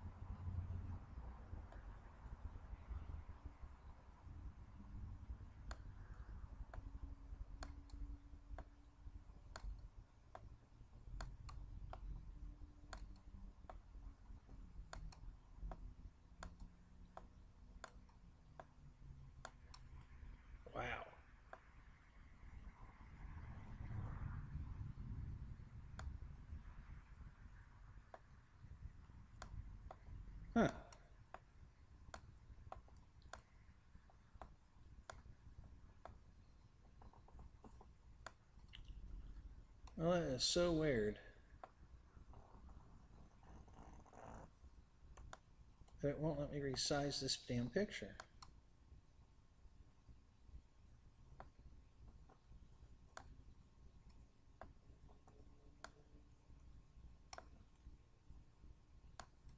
Hmm.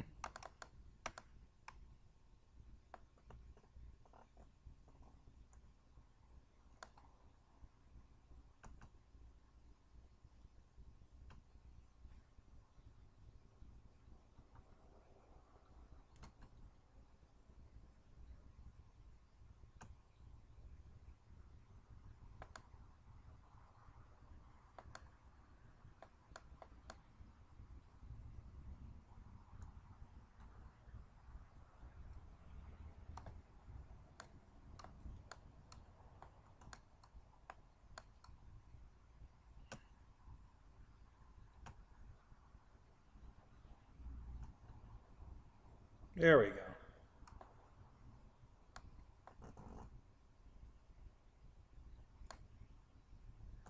Yeah.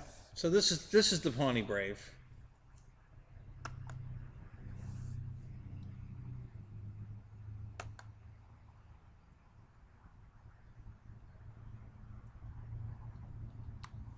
It's a night shot where it's lit up.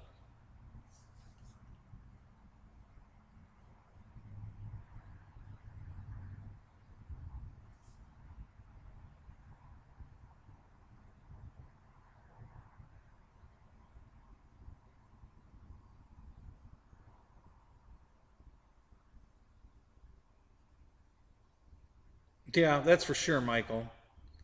Yeah, I grew up on a golf course, and yeah, flying airplanes is way more fun than golf.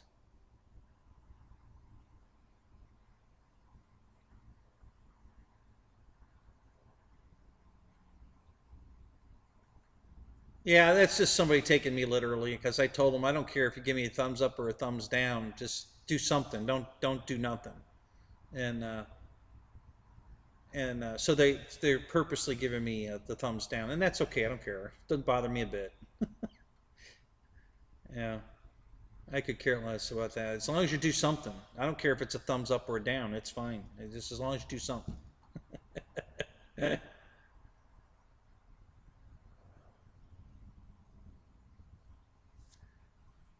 Oh yeah. Well, maybe God's mad at you, Michael. Maybe it's those midnight rendezvous at the Waffle House he's pissed off about. I don't know. What do you think?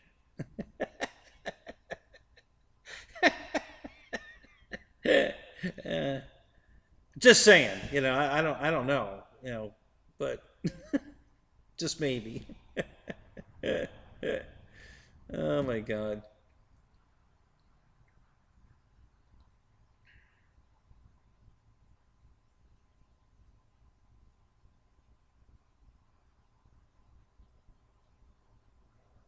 Right, exactly, Jeff. They both weigh the same on YouTube. Thumbs up, thumbs down just means I'm engaging you to do something emotional, to give me a like or a dislike.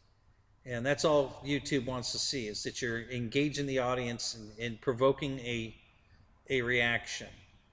If you do nothing, then I'm not entertaining you. If you don't have a feeling either way about my show, then I'm not interesting enough to react to. So that looks bad. They don't like that.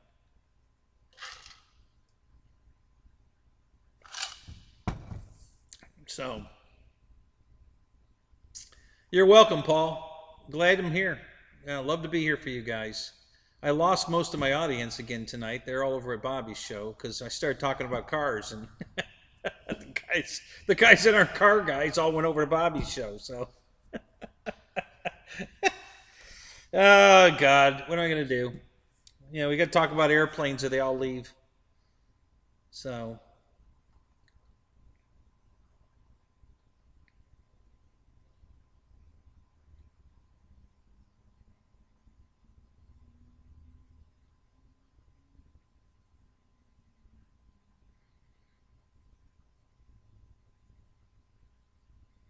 50 more days till the end of the year. There you go. This is a year I can definitely forget.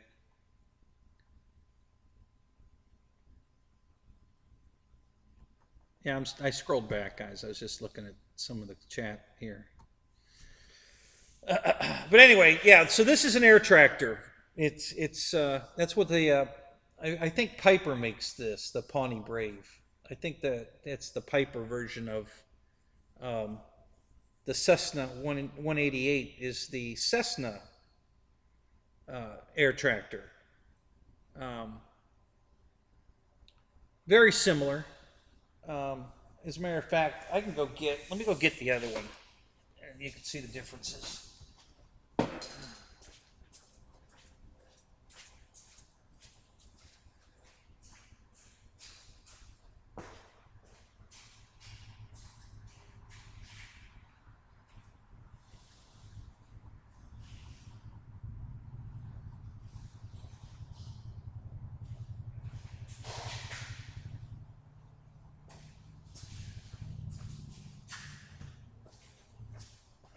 So this one kind of has a. Let me switch cameras. I think it'll be easier to see this one on the other camera, so let me do that.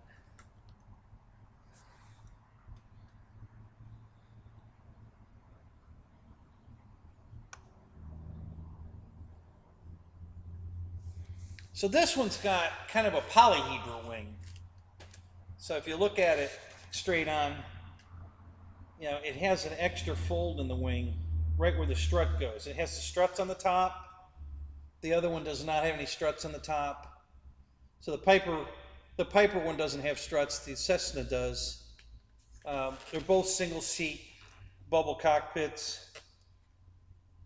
You know, this one's a lot bigger than the other one. But, you know, in real life, I don't know how much difference is. This does not have, this version anyway, has got a piston engine in it. The Pawnee, at least the Horizon Pawnee, the old one, and I believe the new one are both turboprop planes. But this one's designed to be a piston engine. So, and it's got from the movie Planes, it's got the cross piston decal on the nose here. So this just needs the 7 on the fuselage in blue and on the wing, and you know, some minor decaling to turn it into Dusty Crop Hopper. I did not put the decals that came with it on it because I want it to look like Dusty. So I'm going to call Callie Graphics. She probably already has a decal set for this airplane to turn it into Dusty Crop Hopper. So I just need to call her up and order them, and I can make this Dusty. So, but yeah, they're both air tractors, you know, or ag wagons, agricultural wagons. So my bird did this damage. You see that the wingtip is tore up? You see how it's all chewed up on the end there? My bird did that. Little son of a gun. Yeah, he got out of the cage one day and he was up there and he was just chewing the wingtip off this thing. So I gotta fix that. It's an easy fix, not a big deal, but it just pissed me off. You know, it's not like I need. I don't need any help breaking, you know, damaging airplanes. I'm pretty good at it myself. I don't need the bird helping, so I'm kind of mad at the bird for that. But he died, so I don't have to deal with that anymore.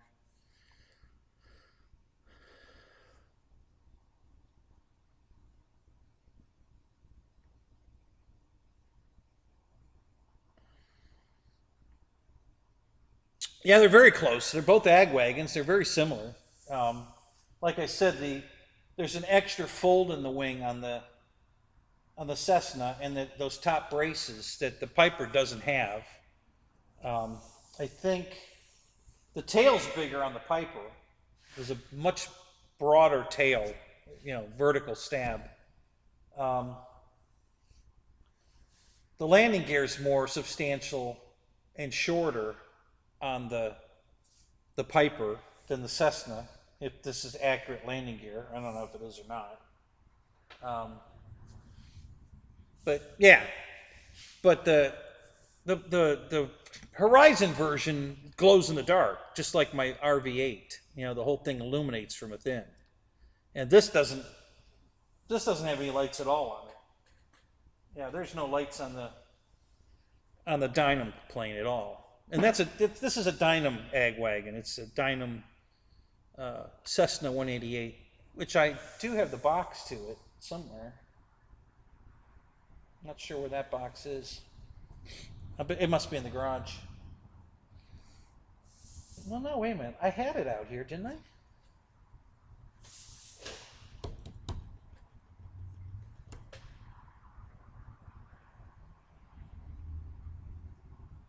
Huh.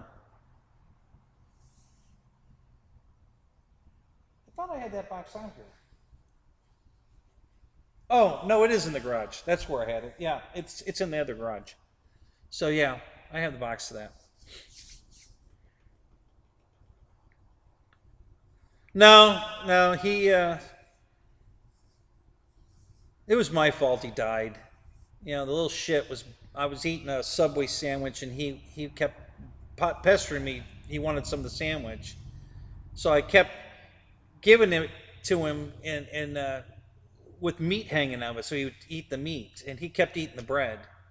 And so he just got overfilled on bread, and the birds can't digest bread worth of shit. So if you overfeed a bird bread, it'll kill him, and that's what happened. You know, he just kept eating the bread, you know, and dummy me, I just kept feeding him, you know, and I knew he shouldn't be eating the bread, but I kept trying to get him to eat something other than the bread, but he wouldn't. He just kept eating the bread, and yeah, it screwed him all up and it killed him. He was in, you know, he was hurting pretty bad. He couldn't digest the bread. It was too much bread in his stomach. He couldn't digest it, so it plugged him all up. So you guys know how that feeling is, I'm sure. It's not very comfortable. Fred Barron, what's up? Good to see you, man. So, yeah, I wish Sima. I said this is the picture I was going to put up in Simafia's post in Facebook because he just got one of these brand new in the box. He was, you know, so excited he got it. I don't blame him. Um, so I wanted to put this picture up to show him what it looked like. Cause I don't know if he's seen it with the lights on. So I wanted to put this picture up to show him what it looks like lit up at night.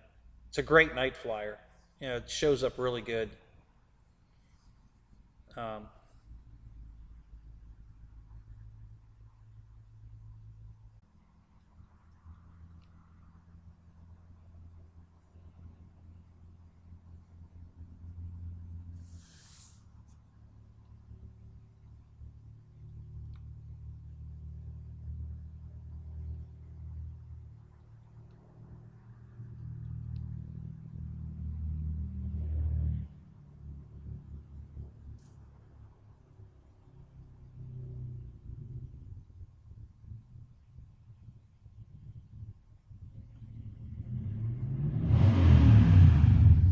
okay, so can you see me now? Can you hear me now?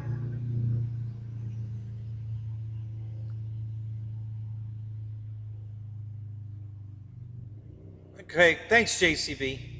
Great, thank you, man. I don't know why OBS shut down. That was a weird. I've never had that happen before. Holy crap! OBS just stopped sending the signal to Studio.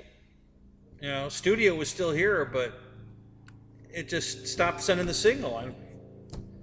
I couldn't do any. I tried everything except just shutting it down and starting it back up. Now it's fine. I don't know what the hell happened there. I've never had OBS do that before.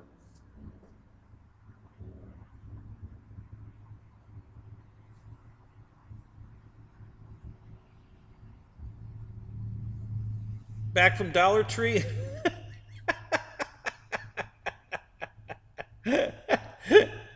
Eh. Hey, Lyndon, can you see me? You should be able to see me now.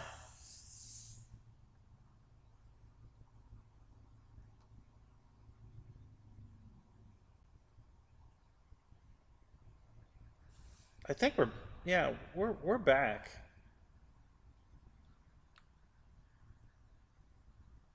So yeah, I don't know what happened. God, that was weird, guys. I didn't want to shut OBS down, but it just would not reconnect. It wasn't doing anything.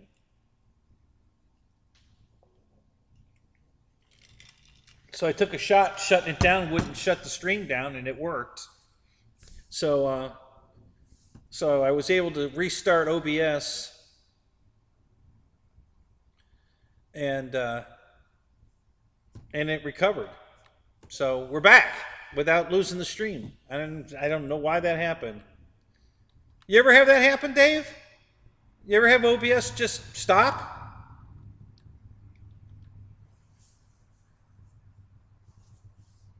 The microphone was. I'm in OBS and the microphone was still working, but apparently you guys couldn't hear me because it wasn't sending. There's a little green. There's a box down here in the corner. For you guys that don't have OBS, there's a box in the corner that changes colors. If it's green, you're good. If it's yellow, there's a problem and it's dropping packets. If it's red, you're not sending any signal. I've had it flash red, a couple clicks and then come back, but I've never had it just stop. And tonight it just stopped, and it wouldn't come back. Usually it'll stop, and I'll get a message that said attempting reconnection or something like that, and then it reconnects. It always comes back. This wasn't doing anything. It wasn't trying to reconnect. It wasn't doing anything. So I literally just shut it down, waited a couple minutes, and then started it back up, and now it's connected again. So I don't know what happened. It was weird. Very weird. First time for everything, I guess. So, Lyndon, did you open the box yet, or are you waiting for your gang to get there to open the box? And you could always open it, peek, and then tape it back up. I don't think they'll notice. Just saying. I don't know if you did that or not. I probably would have if I was in your shoes. I don't think I could wait. I think I'd have to open it. Yeah, Mickey, I'm back. My OBS shut down for some reason. I have no idea why. It's never done that before. I've been streaming over 2 years, every Thursday night. I haven't missed a Thursday night in over 2 years. And then I do the other shows too, and it's never just shut down. It was first time. So,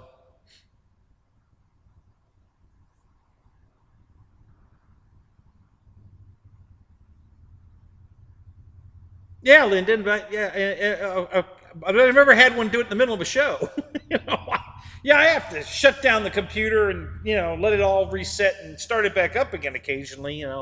Just because. But yeah, I've never had it shut down in the middle. It's over 2 years nonstop every Thursday night, and I've never had it just shut down like that. It's the first time it's ever happened.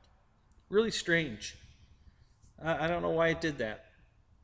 I've lost. YouTube's been screwing things up for quite a while, and I've lost the show, the feed, but I didn't lose the feed. I just lost OBS to operate the camera because the camera work goes through OBS, and it just stopped talking to the software for some reason. I don't know why. It just did. Weird.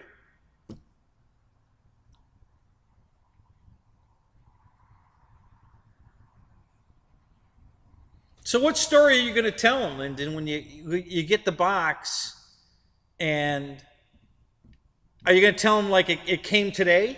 You're not going to tell them you got it 3 days ago or 4 days ago, are you? Because they're going to be like, well, why didn't you open the box? Right? So you're going to have to tell them, yeah, it just came today. Tim, what's up?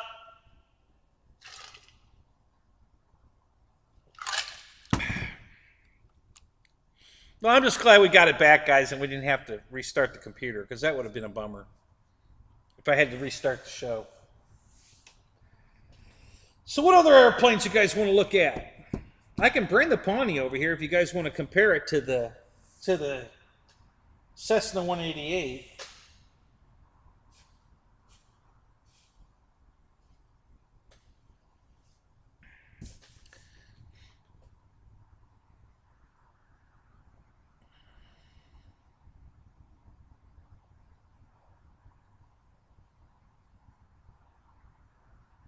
Yeah, the sky. Yeah, that's the stars, the moon.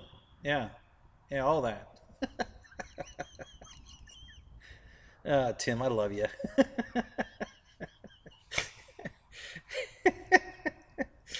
Oh my God.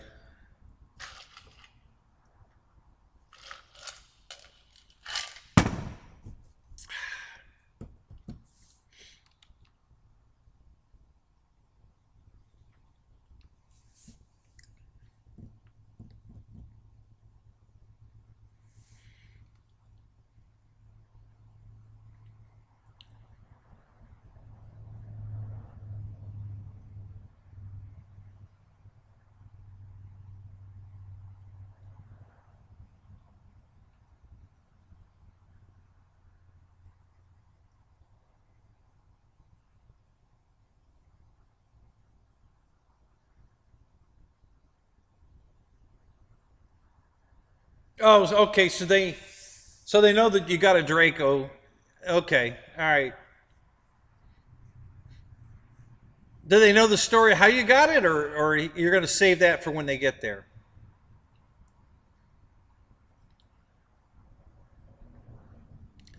Stewart is now the big dog.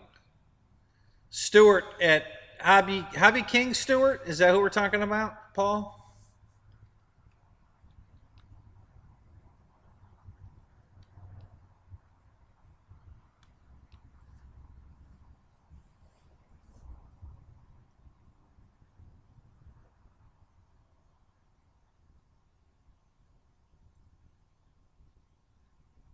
Yeah, I can't wait to see the video either.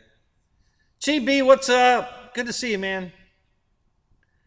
Yeah, Lyndon, I can't wait. You know, it's going to be amazing. I can't wait to see it.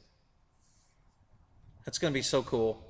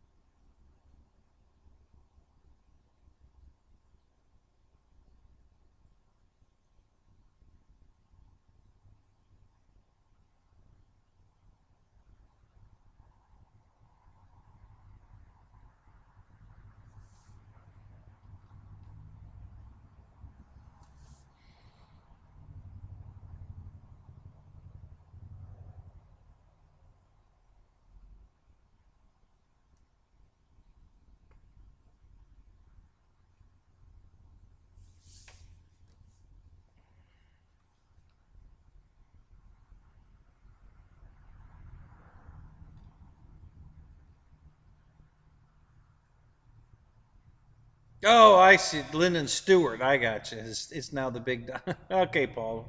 Yeah, I don't know why I didn't figure that out. My bad. I could have had a V8. Yeah, that was pretty stupid. Well, I'm thinking. Just what I'm thinking. I don't know. Oh my God. Too funny.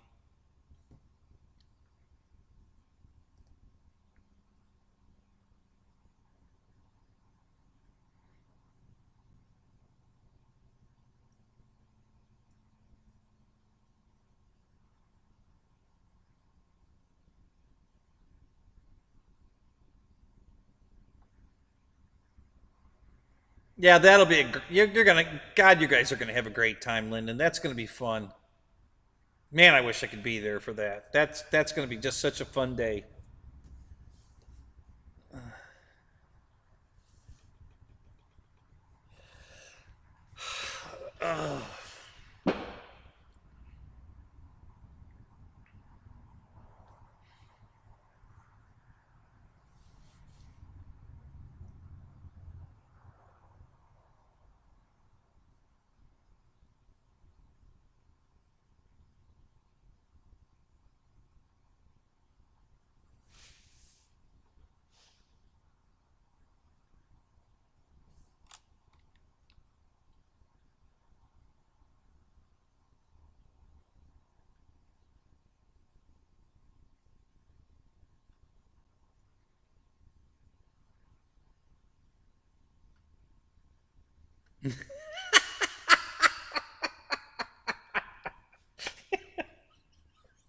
Yeah, Michael, you are so full of shit. Oh my god. You make up great random stories. You really do. I don't know how you come up with the crap you come up. Oh, the guy, the police are here. I stole 6 sheets of Dollar Tree board.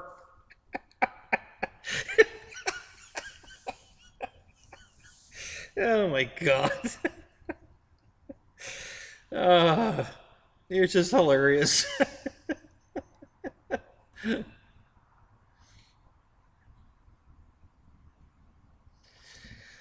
Oh, so Linda, do all your flying buddies, are they all bee farmers too? Or is that just you and the bunch?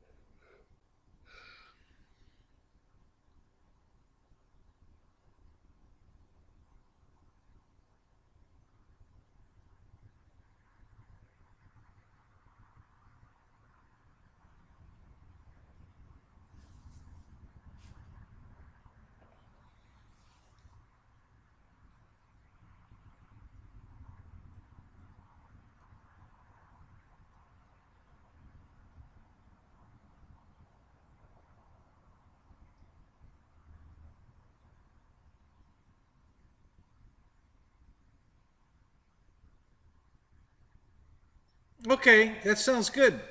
Lyndon, I will definitely check that out.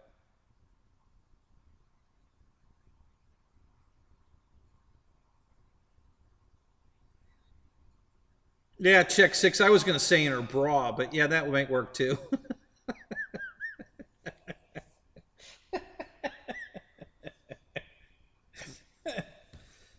If Michael cut the board up into the pieces he needs, um, he probably could get it out of there with, in his pants.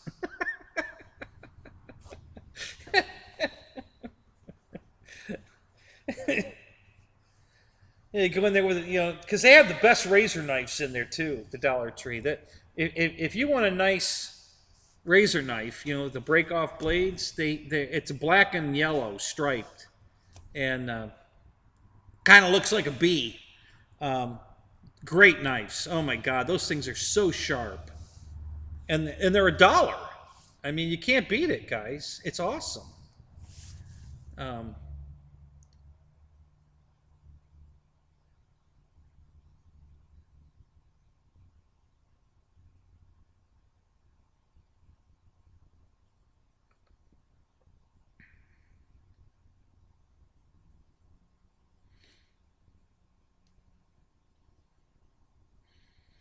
Fonzie.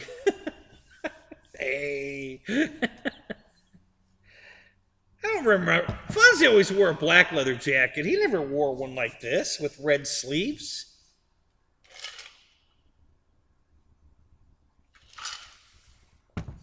He wore a black leather jacket with a collar on it. You know.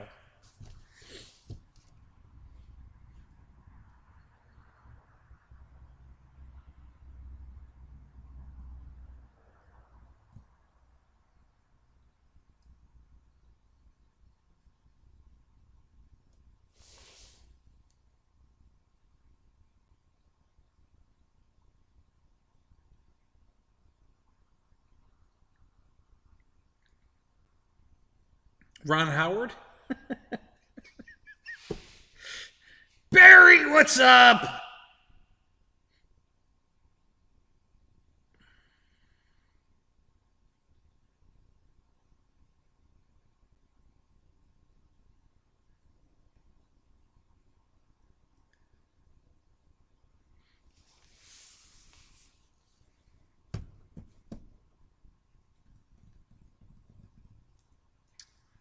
trying to think of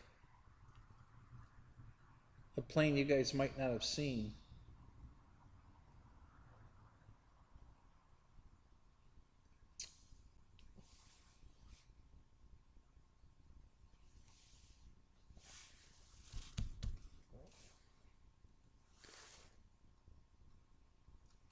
Oh, that's the Red Bull Corsair.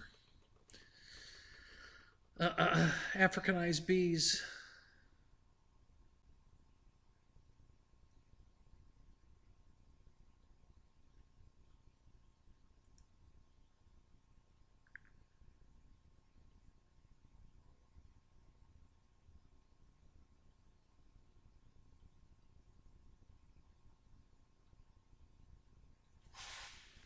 Hang on a second, guys. I heard something outside. I gotta go check.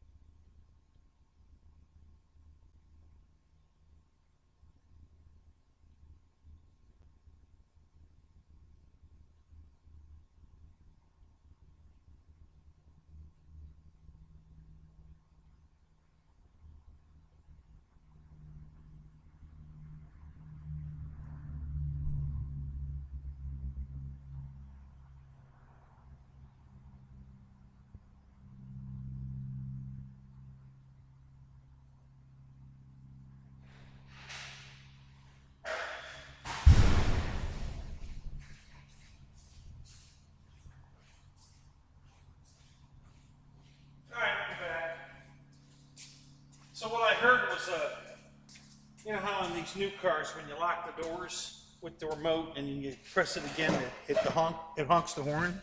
Well, I heard a horn honk. I thought it was my wife's car. So I went out and looked and didn't see anything, so I went in the house and I asked her, did you just lock your car? She said no. So I'm like, So I don't know where the car is that they just locked the doors on, but it sounded too close. Nobody at the school.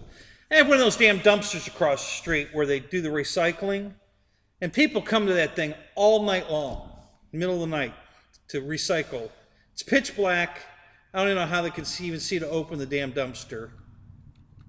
You know, of course, the dog hears it, so he's barking 3 o'clock in the morning because somebody's over there, you know, dropping off, you know, newspaper. Aggravating. Hey, what's up?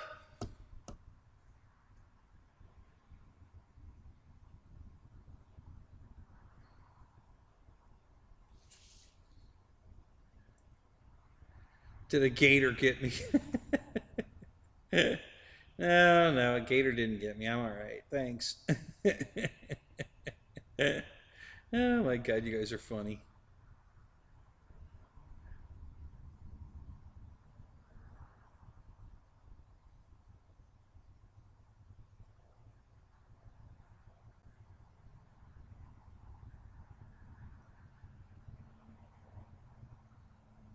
Yeah, the cops are here. I stole some potato chips from the dollar store. You know, the Lay's ones in the can. You know, I had them in my pants. They didn't believe me when I told them it was, you know, my manhood.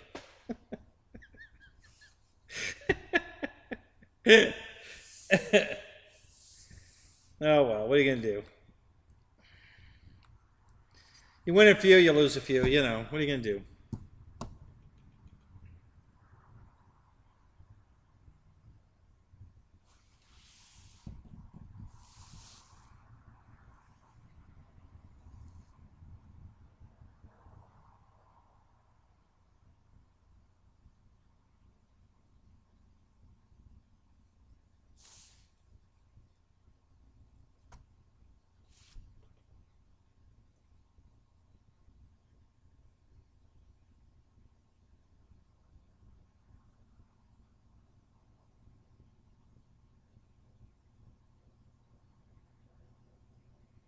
Oh really? Goonie, Ray, are they stationed by you, or are they just in town for an air show, or what's the story there?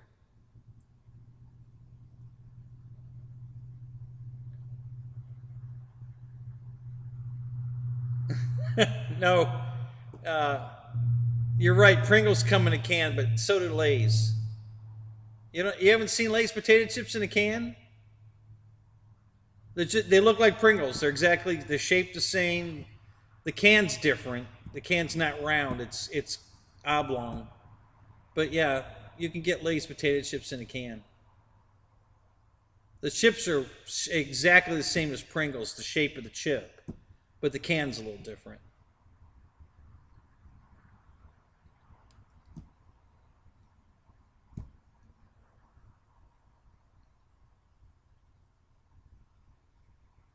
Oh yeah, Mickey, I love the space. It's awesome.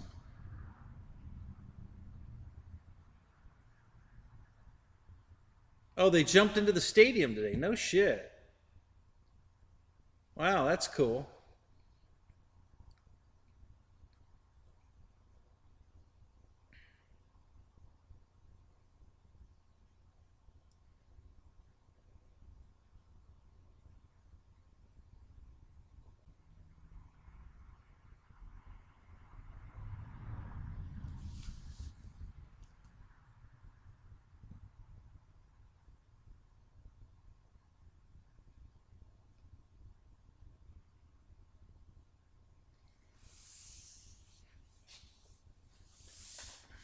So yeah, I'm not getting to enjoy the space as much as just working with it right now. I'm still bringing everything. You know, I had to wait till yesterday was done with the get an inspection. You know, get signed off on the building. So now I can do whatever I want. So now I just got to get the rest of the crap out of the house, and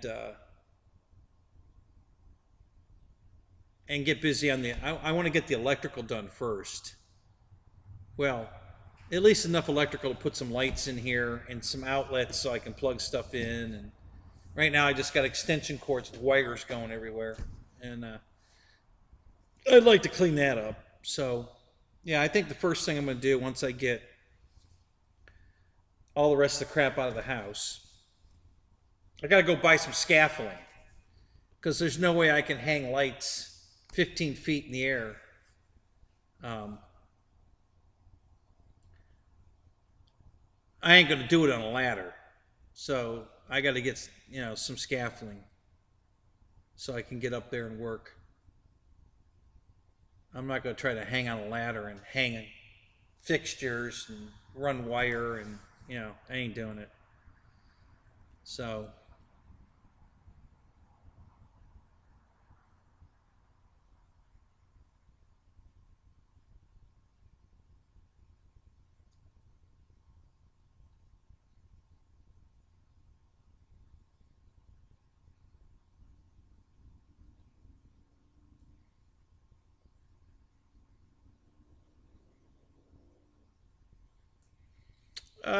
how big is this lantern you're talking about? I do have a LED lantern, but it's fairly small.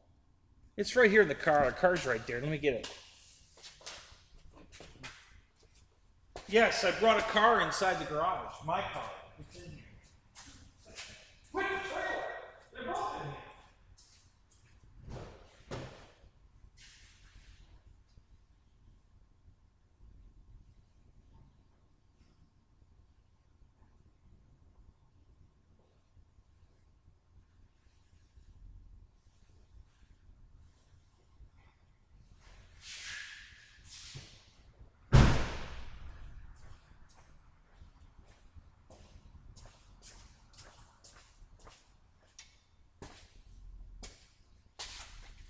So I got one of these lanterns.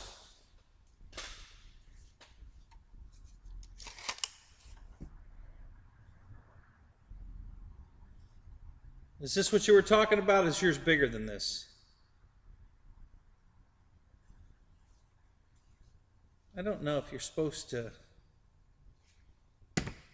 stand it this way, maybe?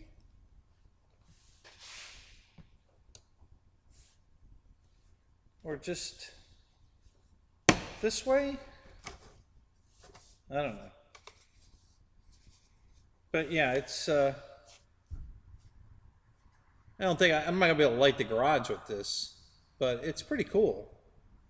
You know, it definitely lights up. It's pretty bright, but yeah, it's not, it ain't gonna light up the garage.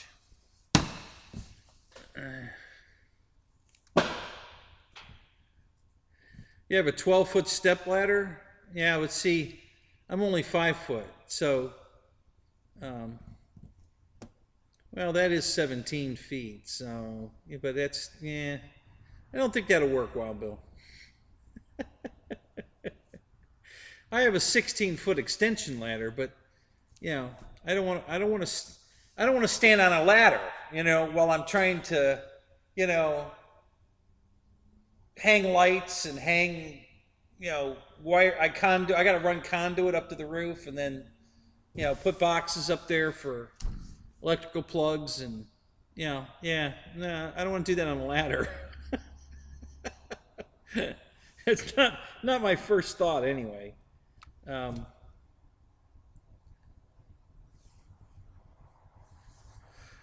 So yeah, I want to get some scaffolding on wheels that I can roll around in here and run all my conduit from the box to the ceiling and down to the lights, and I have to run one over to the switch. So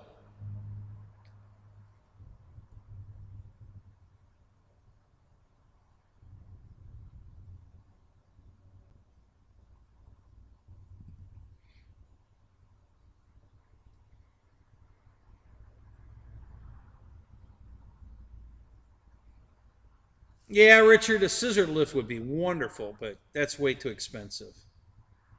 You know, I plan on doing a lot of high work in here, different stuff, hanging planes and all kinds of stuff. So I don't want to rent something either. I want to buy something that I can continuously use. So buying some scaffolding, and you know, Harbor Freight sells some. Uh, Keystone, is that the name of that other? I think it's called Keystone. They sell some scaffolding. Um, there's a lot of different companies that sell scaffolding. You know, for a couple of $100, I think I can get what I need um, to get the job done.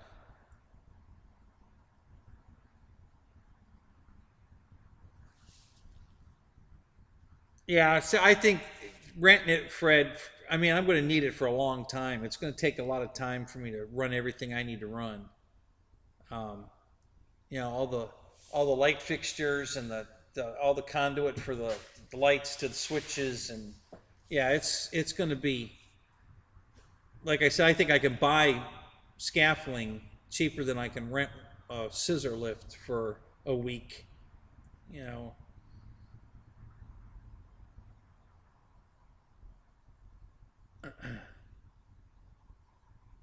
what kind of harbor?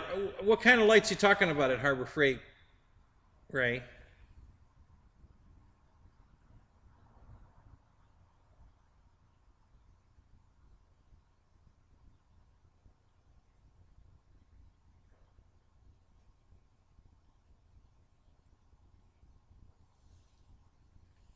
You emailed it to me. Hmm, I might be able to get that.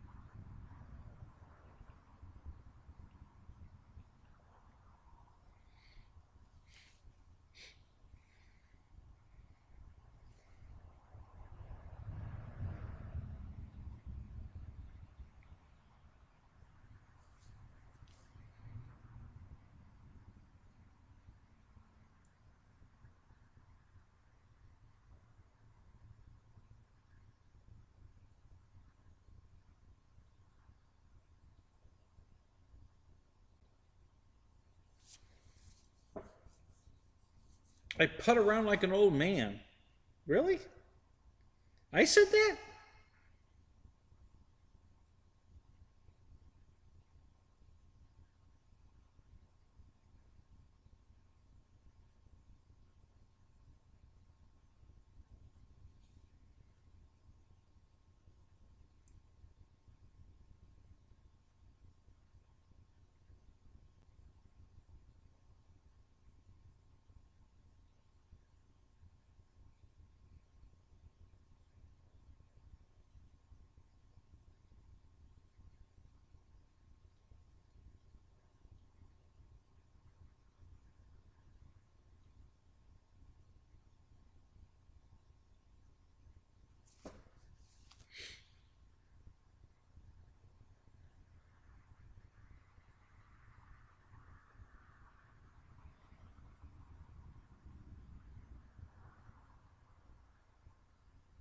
Stilts.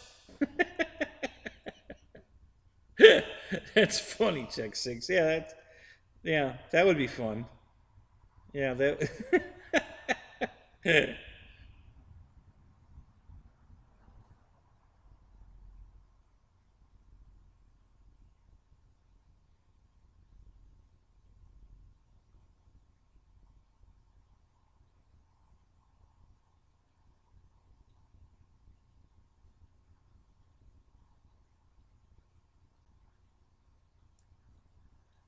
Yeah, it's the same one I got right here. It's the exact same one.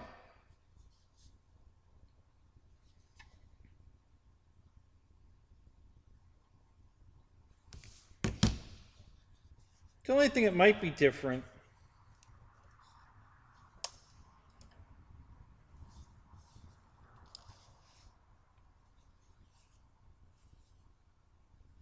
I think mine's got more LEDs in it than yours.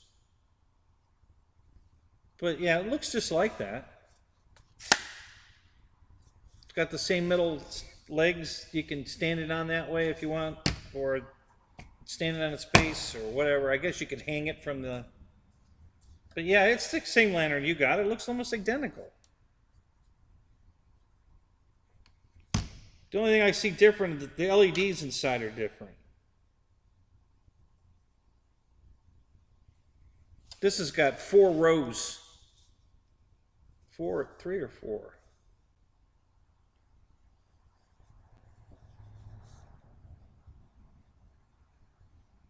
3. Yeah, it's a triangle. So there's 3 vertical rows of LEDs, and there's 1, 2, 3, 4, 5, 6, 7, 8, 9. So there's 10 LEDs in each row. So that's 30 LEDs vertical on 3 separate strips. So it makes the damn thing pretty bright. But yeah, it looks exactly like the one you got.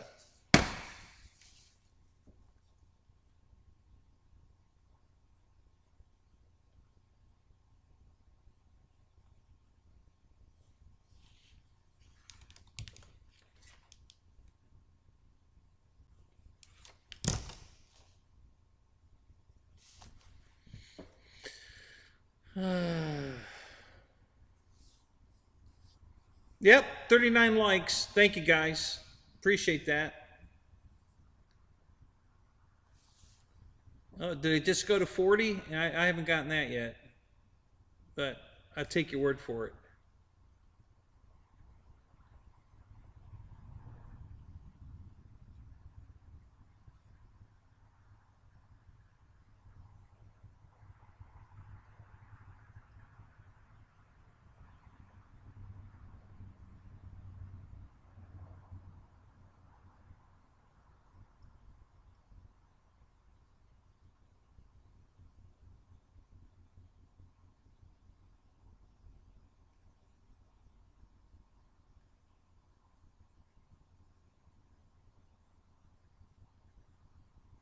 Yeah, Fred, that's a great idea. I like your thinking. I can be underdog.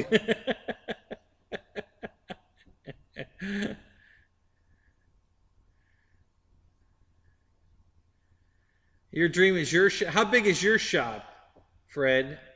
I mean, your place has got to be huge.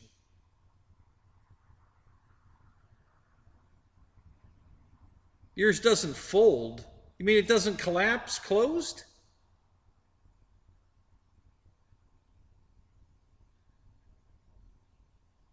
Can a Kenny get in a 42?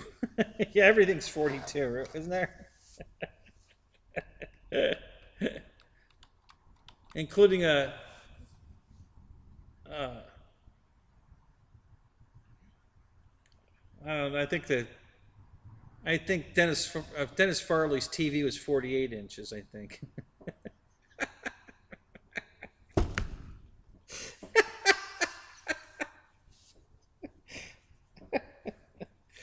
Oh my God! Anyway. I think it was 41. I see 41. There it is, 42. We got it. Thank you, Tim. We got the 42.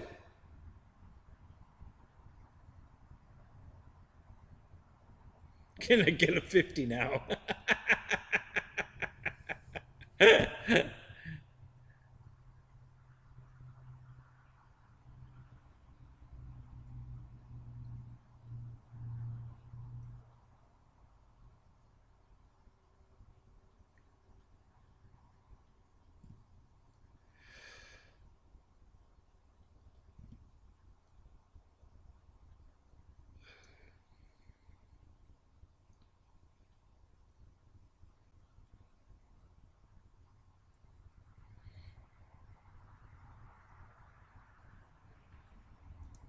You just gave me another one, GB. Thanks, man. Appreciate that. Spider Kenny does whatever a Spider Kenny does.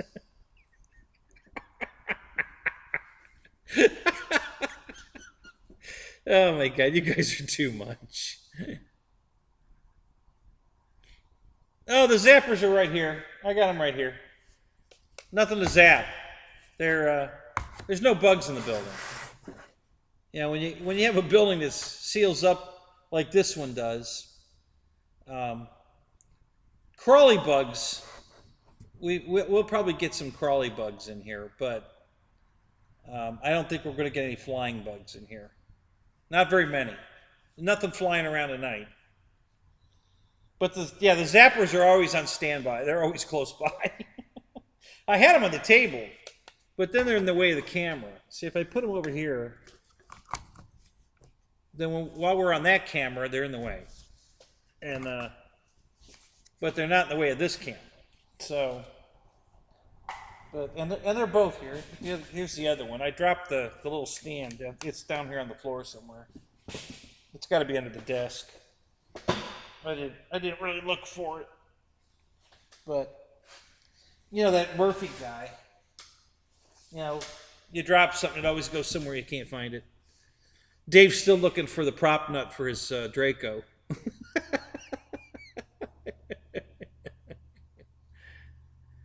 Yeah, I have a tongue. Yeah, that's true. Yeah. That's not going to happen.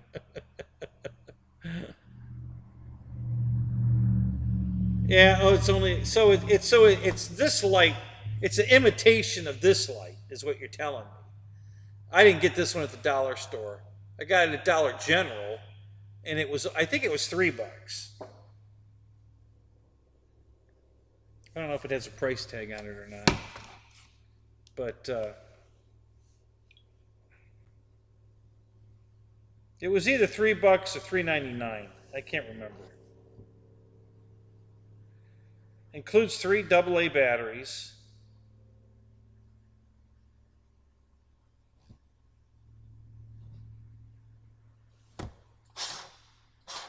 Yeah, no price tag on it, but I think it was $3.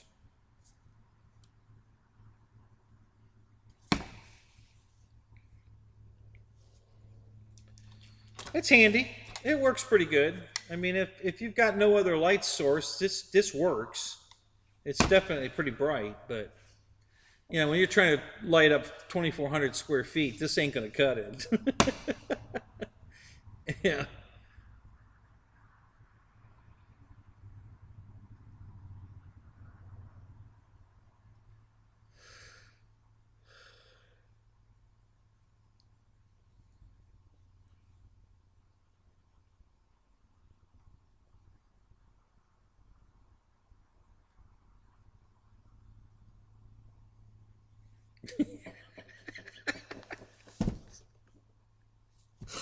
So, guys, this is hilarious. So the airline pilot has to wait till his next paycheck so he can go to the dollar store and buy another lantern.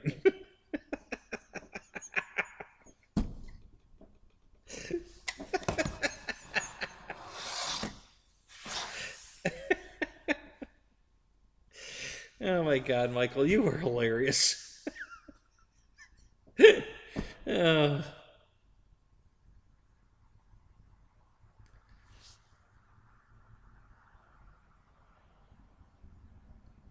Oh yeah?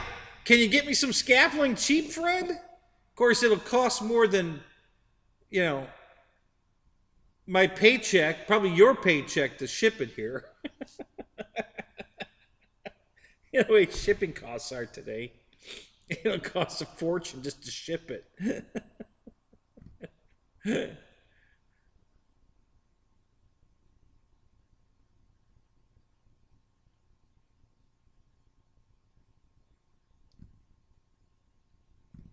Right, Bill. You're right. Hard times. Yeah.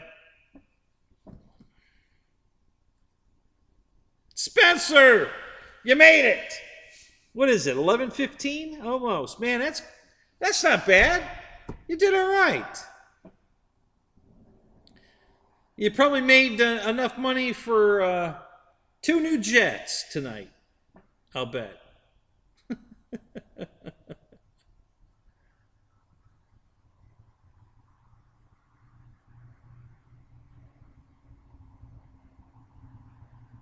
Yes.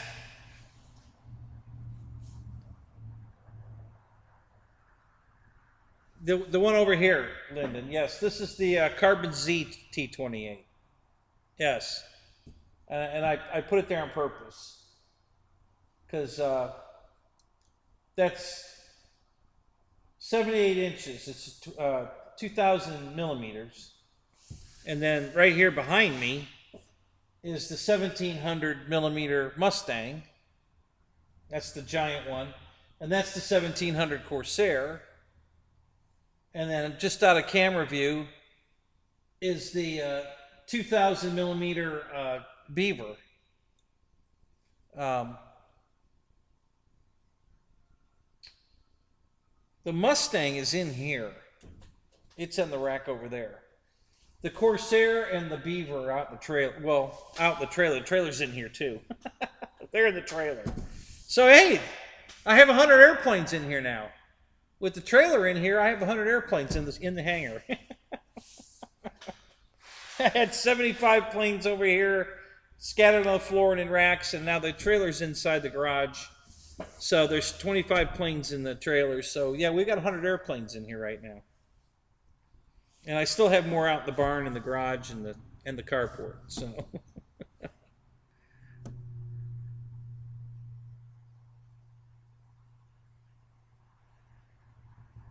yeah, Spencer, I can definitely tell you, you're right there.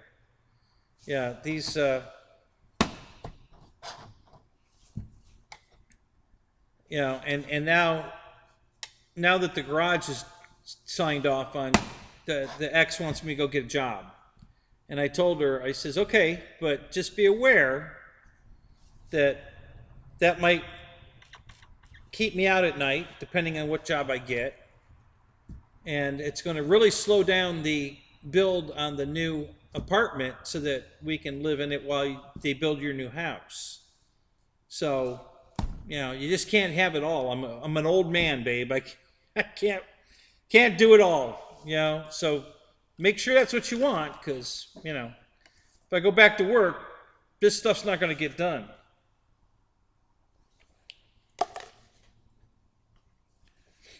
At least not very fast.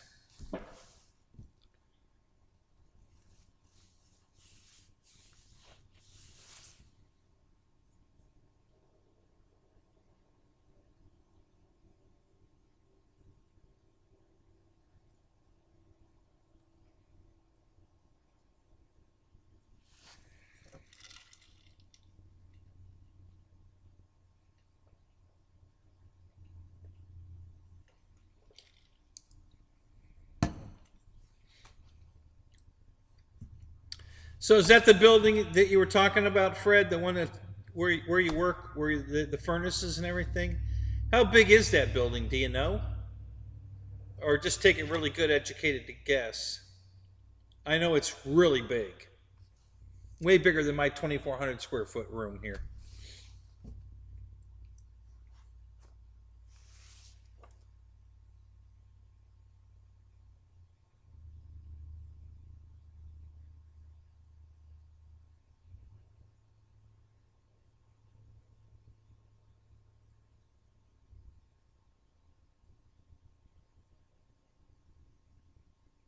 Oh, I know, Fred. Yeah, I know it's a big operation. That's why I'm asking. Is this the building, your dream building, the one you're working in, and how big is it?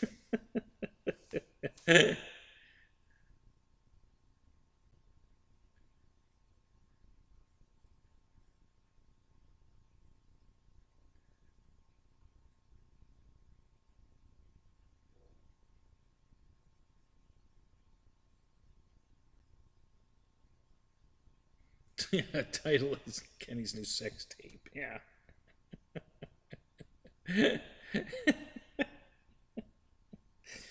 um, it's all relative, guys. So if I'm talking to a midget stripper, it's really big.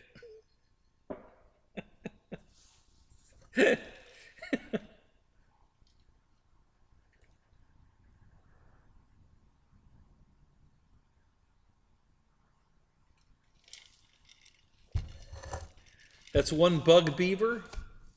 Oh, big.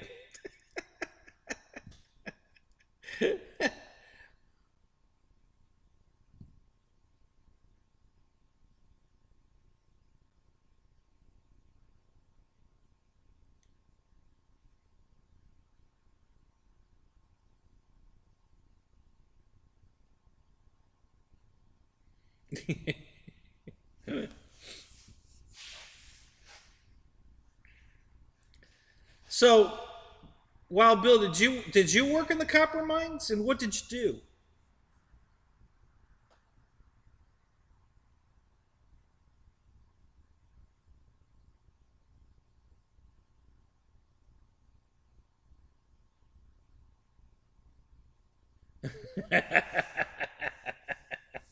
Yeah, Fred, I need a huge Trojan.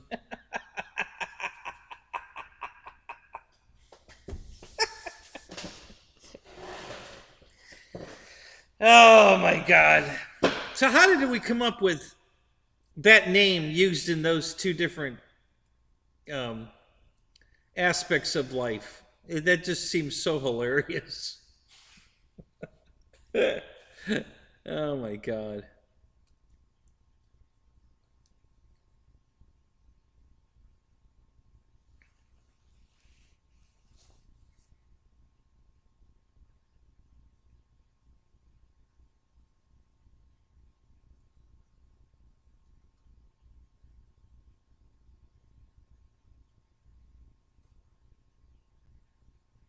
You were a shoe tapper.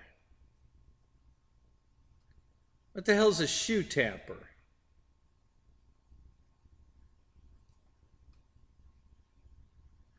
A rock buster in the copper mine? Yeah. So is the copper in the rock, like embedded in the rock? Is that how you get the copper out of the rock? I don't know the first thing about copper mining. I don't know if you melt it out of the rock, break it out of the rock. Is it little gold flakes like gold, but it's copper? I don't know. I don't know the first thing about copper mining.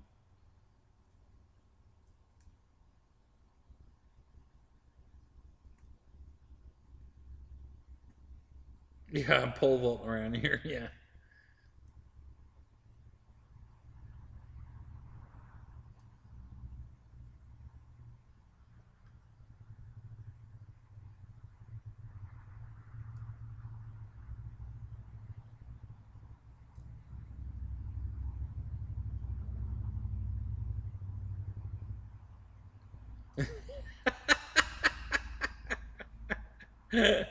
Oh my God, that's funny, Mickey.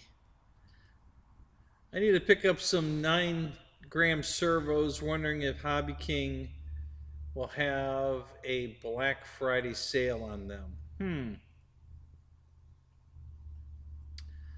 I think they're cheaper on eBay. I usually get them for about 230 a servo if I buy them in lots of 10.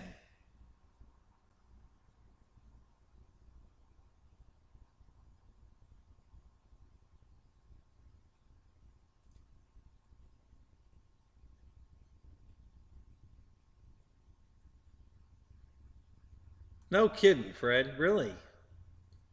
So are you talking about when they're pouring it out of the kiln that it lights everything up, or is it constantly lit all the time?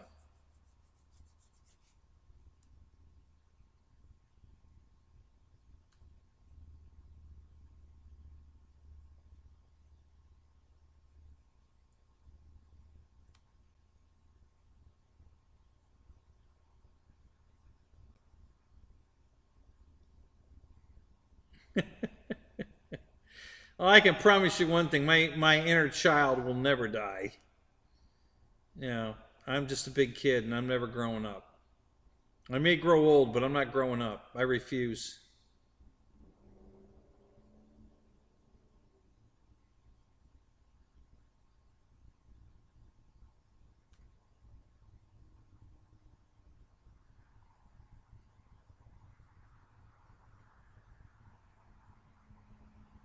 Oh yeah, any kind of mining, Wild Bill's dangerous for sure. Yeah, your ex is one. So's Juno. He talks about her all the time. Right. Of course. Yeah, underground copper mine. Yeah, that part I figured out. Hey, did you ever see the movie Broken Arrow? They were in a copper mine.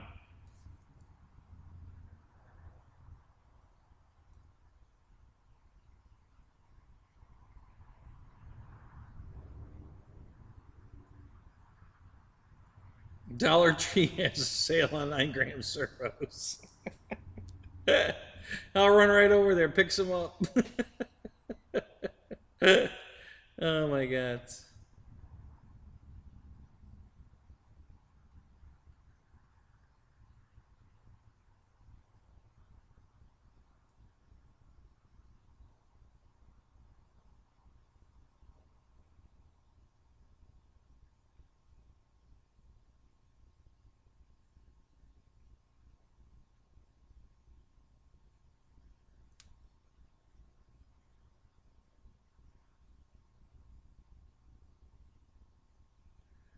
Dollar Tree servos suck. What? Nothing sucks from the dollar store, dude. What are you talking about? Everything's in there's $1. It's all good. The best money can buy.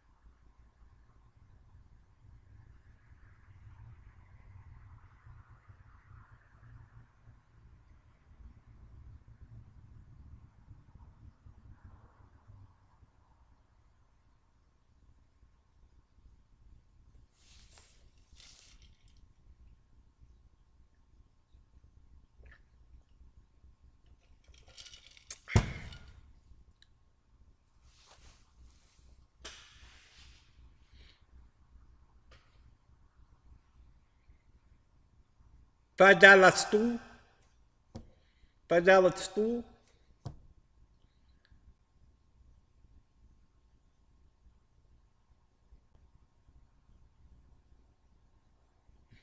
Hi, Christy. Welcome back. Sorry my stream was down when you popped in. It wasn't totally down, but I could see everything that everybody was saying in chat, and I could type in chat, but the cameras, the program that controls the camera shut down for some reason. It never in over 2 years, it's never happened. So for whatever reason, tonight it just shut down. It stopped working. It just froze. It wouldn't do anything. The stream was still working, but the software that makes the cameras talk to the stream wasn't working. So I had to shut that software down, restart it, and then it came back. In the meantime, everybody left. I didn't jump in the chat quick enough to let everybody know, hey, I'm still here.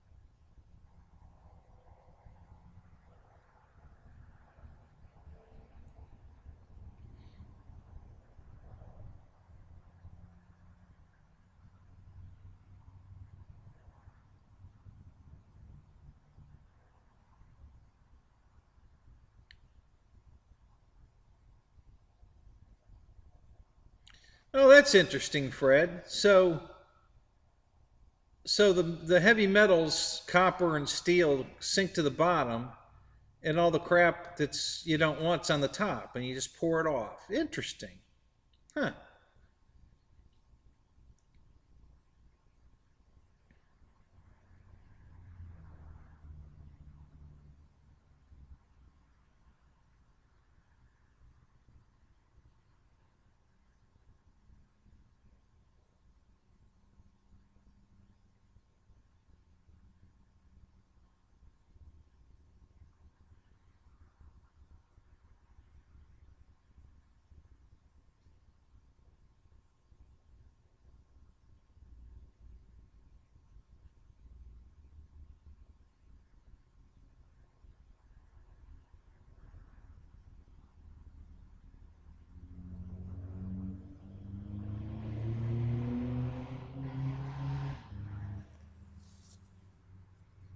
What plane's the bulkhead for? Or car? Is it for? Oh, is that the piece for your slash? Yeah, I think that's your car, your RC car. Is that what you're talking about?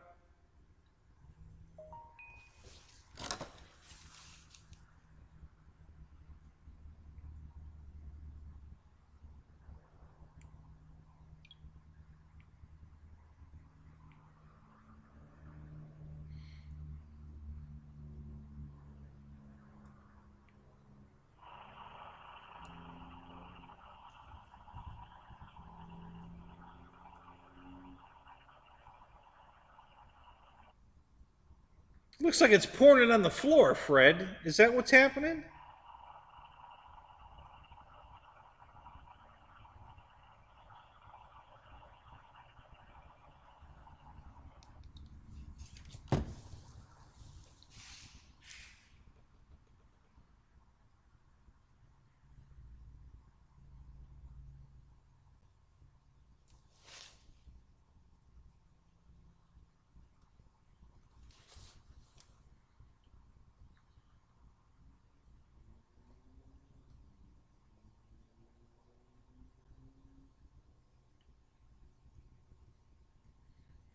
So you're a welder, GB? I would never have guessed that.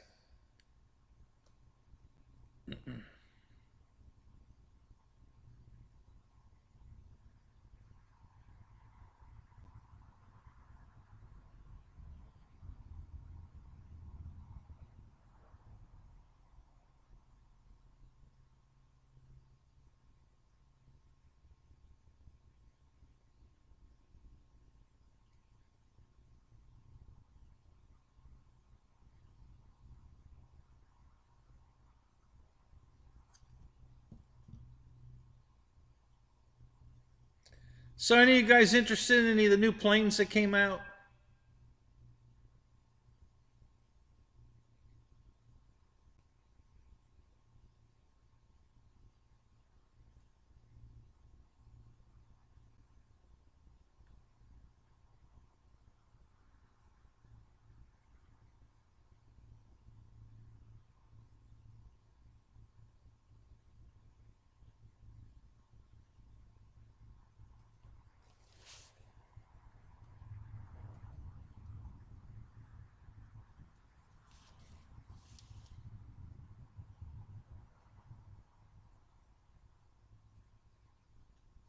Oh, you're taking off, Mike? All right, buddy. Have a good night, man.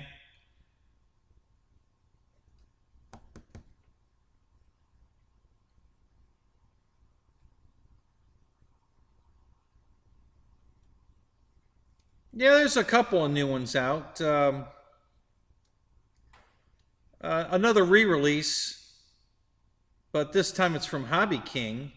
They brought the Albatross back, the two-engine seaplane in a Coast Guard color scheme now. It was in that gray, yellow, white scheme, and now it's in the Coast Guard scheme. A couple of improvements on it, but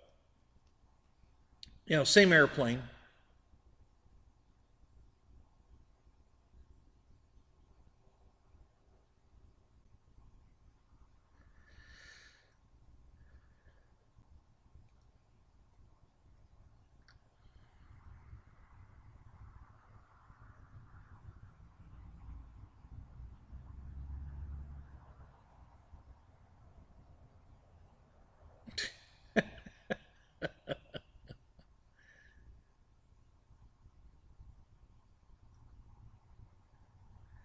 So did they show you their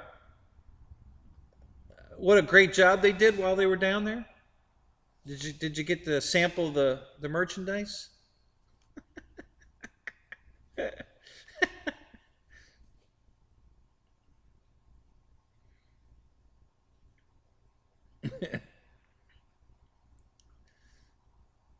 So Roy's back. What's up, Roy?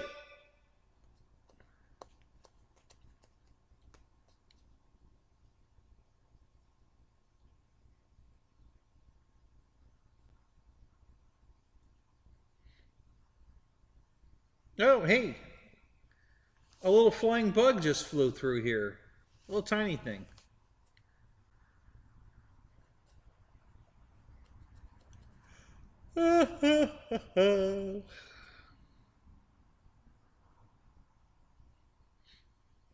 Juno, what's up? We were just talking about you. You missed the fun.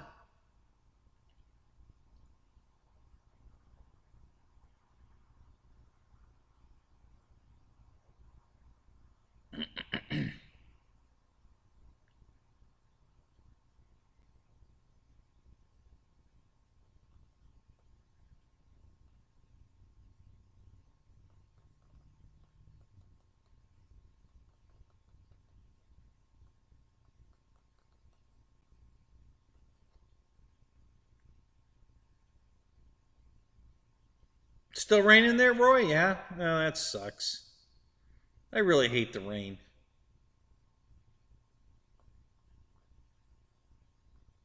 I prefer snow over rain. That's how much I hate the rain. You can do something in the snow.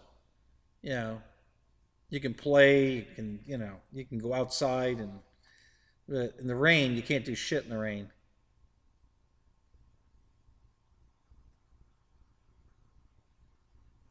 Well, normally I don't. I mean, that's the first one I've seen. There's a tiny little something flying around here, but just the one. There's no. I've had these damn bug zappers up on the table here for hours, plugged in so they keep charging, and I've only zapped one bug out here in the garage so far. One. I'll set that there. Maybe this one guy that's flying around will fly into it. We'll see. Well, that's right in the camera. Let me move it. Let's put it over here. That might be better.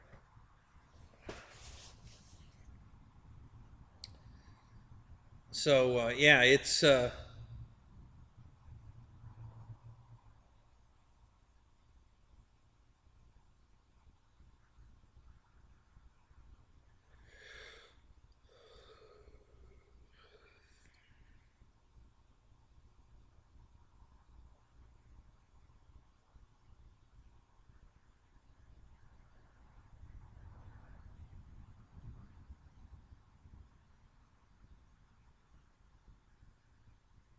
Oh, yeah, what plane was that, Roy? What'd you pick up? Jim, you out of here? All right, buddy. Have a good night.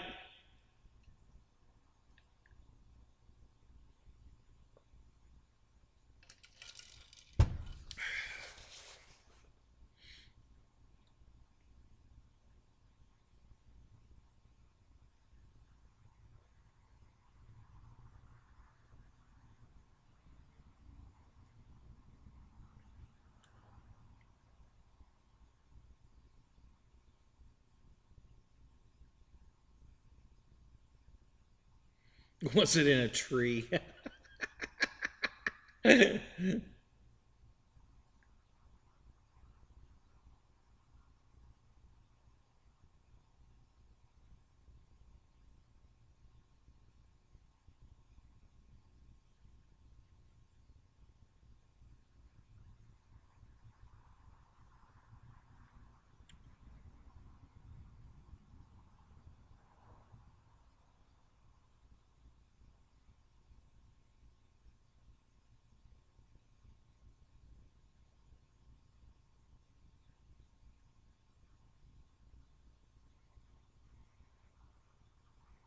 Yeah, well, thank God they have the money to spend on it, or you wouldn't have a job. So, what the hell?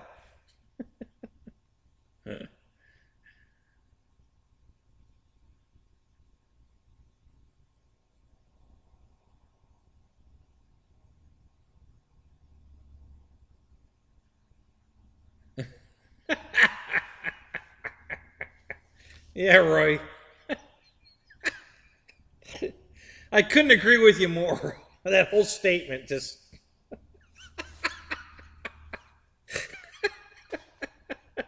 Oh my God. Oh, Wild Bill, you out of here, buddy? All right, man. Have a good night. God. uh.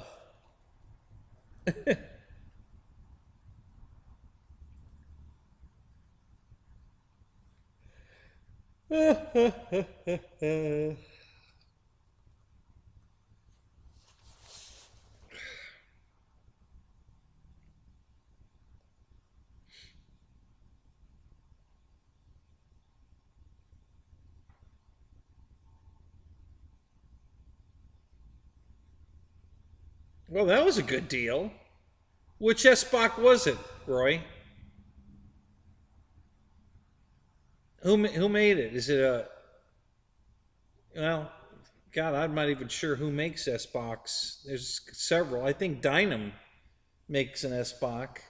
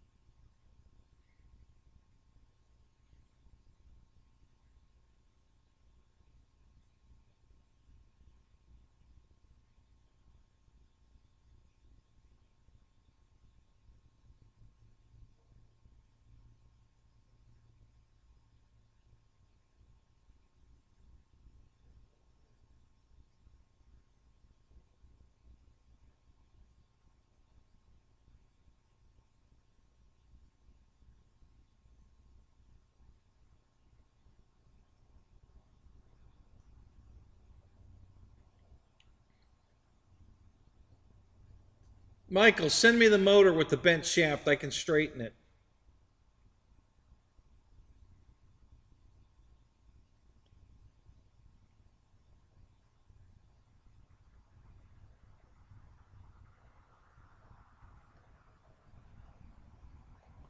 Big and orange S-Bach.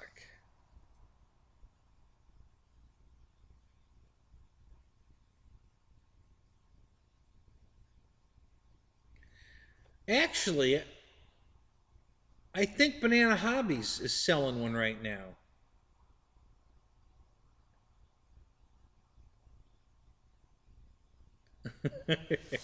Hey, Fred, watch it. I think it was old, plain, big, and orange. I resemble that remark. That's funny. Yeah, tonight I do anyway. Everything's orange tonight. My face is matching my shirt in the one camera for some reason. So let me bring up one and see if it's what we're talking about.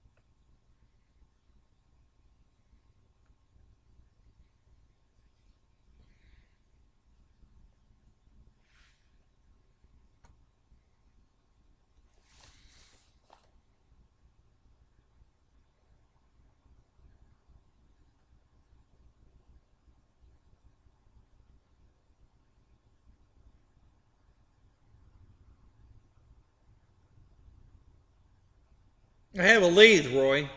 I can put the motor in a lathe and spin it. I can get it perfectly straight. I've fixed many bent shaft motors. They're flying in planes today. So, yeah, if you've got a lathe, you can do stuff like that.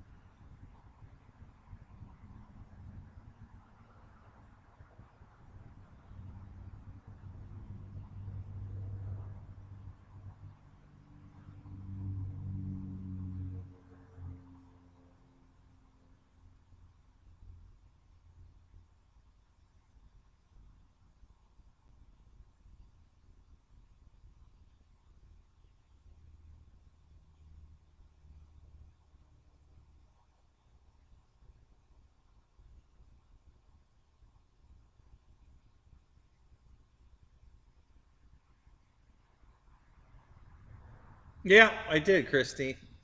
We discussed that before the show. It was all planned out.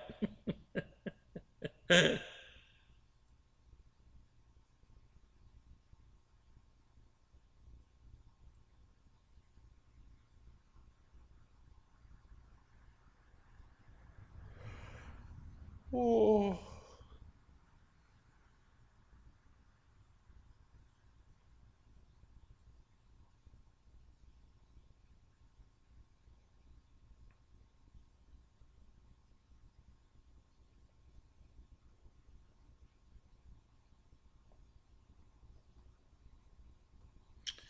Dynam makes a red and white SBOC. Yeah, orange, red. It's a bright red. It's like the on the Carbon ZT28. A lot of people call that red. Other people call it orange. I think it's orange, but um,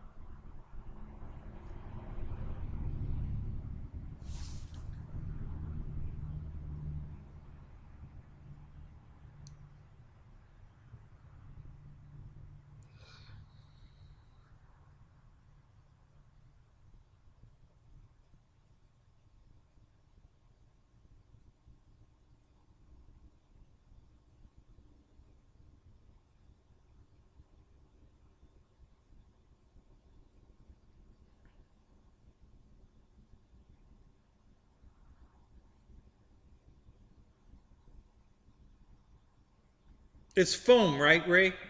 Roy? I'm sorry. Yeah, it's a foam SBOC.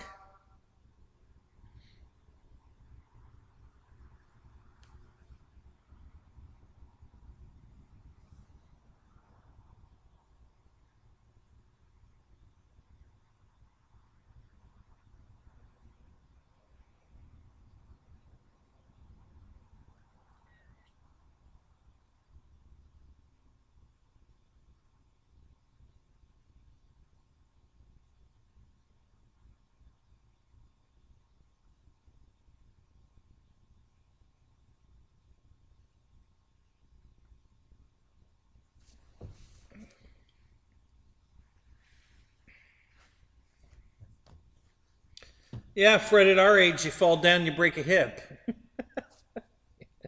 So those days are gone.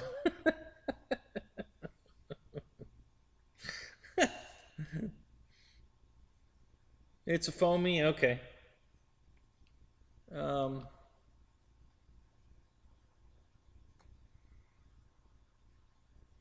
yeah, I'm looking on Banana Hobbies, but I don't see nothing.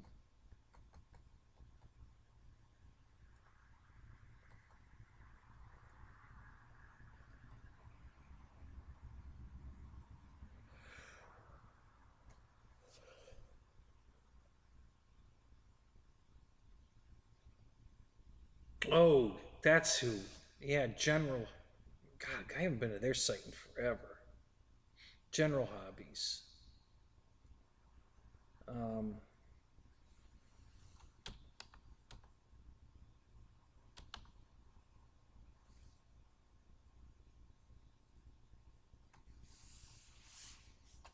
I'll have to check that out here in a second.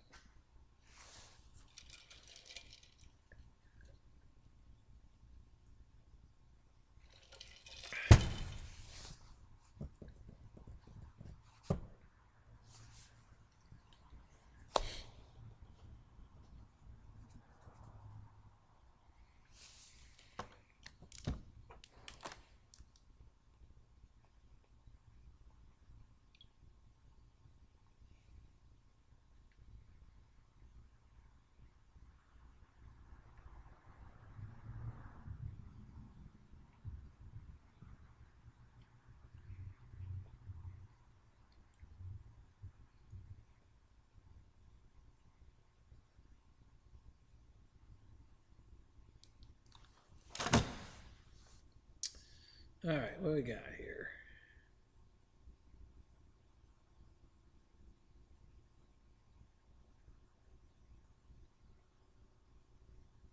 Oops. Let's go here. Oops, come on.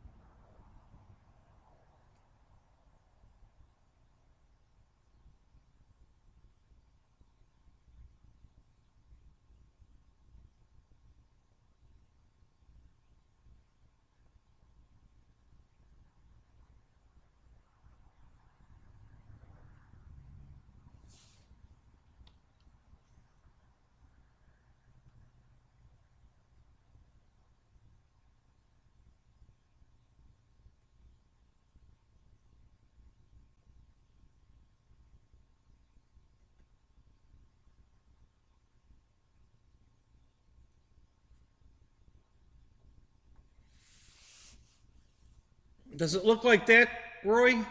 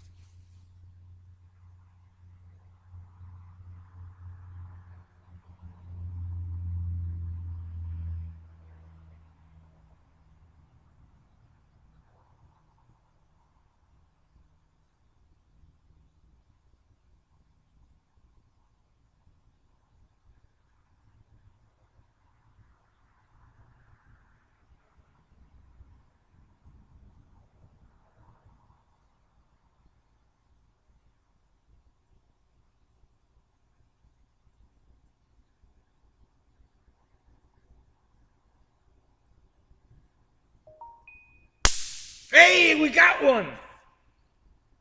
I killed a bug! Holy crap! That's number 2.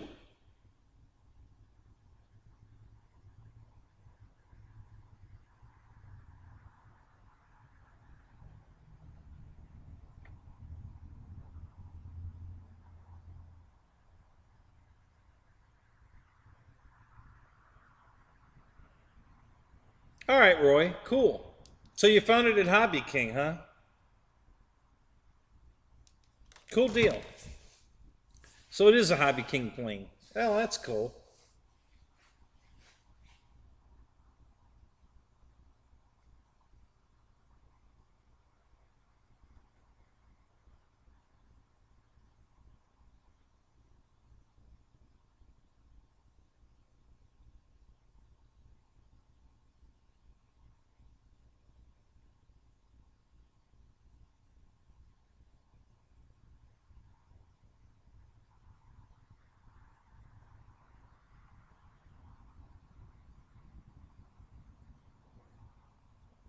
Shit sandwich. Oh yeah.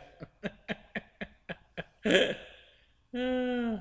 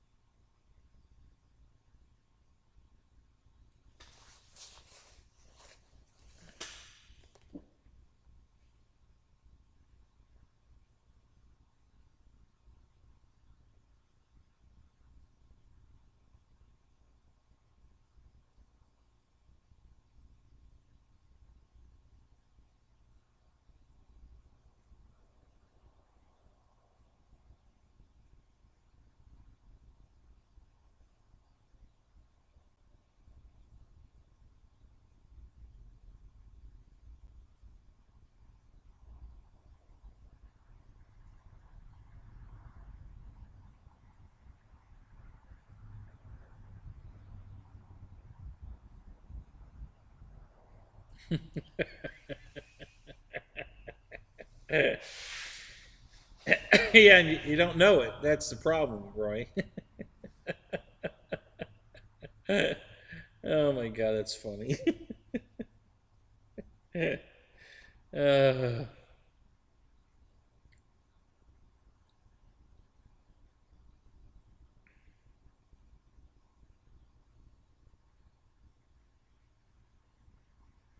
yeah, it was at 42. Somebody hit it twice. They took their like back. It made it to 42 and then it went back to 41. I don't know who took their like back, but whatever. Uh,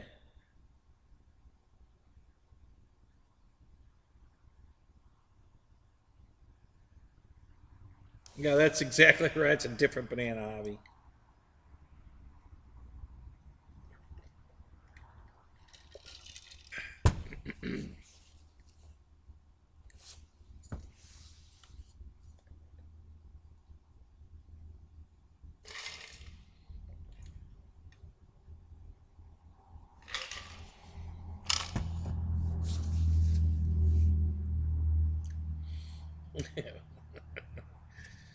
Whiskey Tango Foxtrot.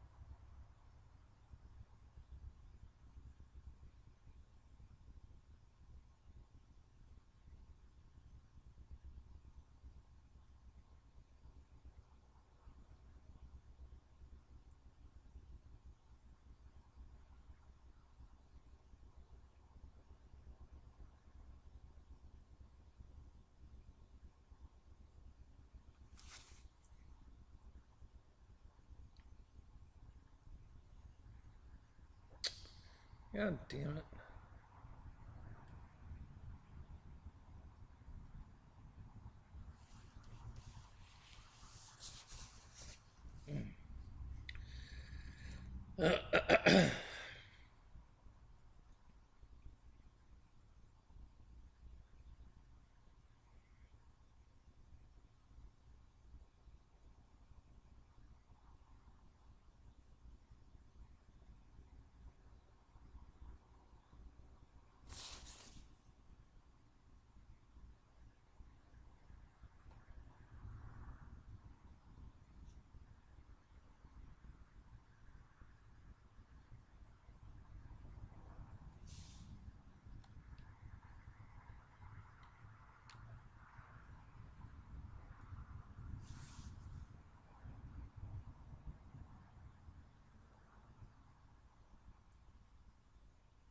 Uh-oh, here we go again.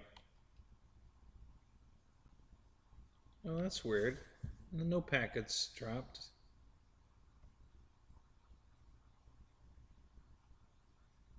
Oh, there it was, right there.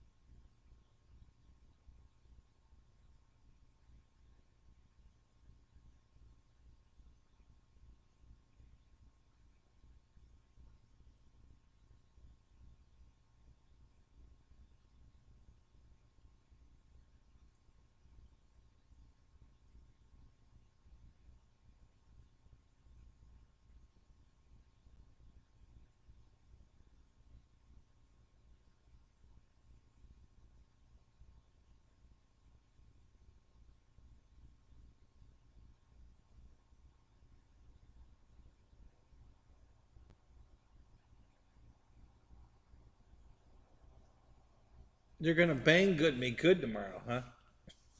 What? Matt M, what's up?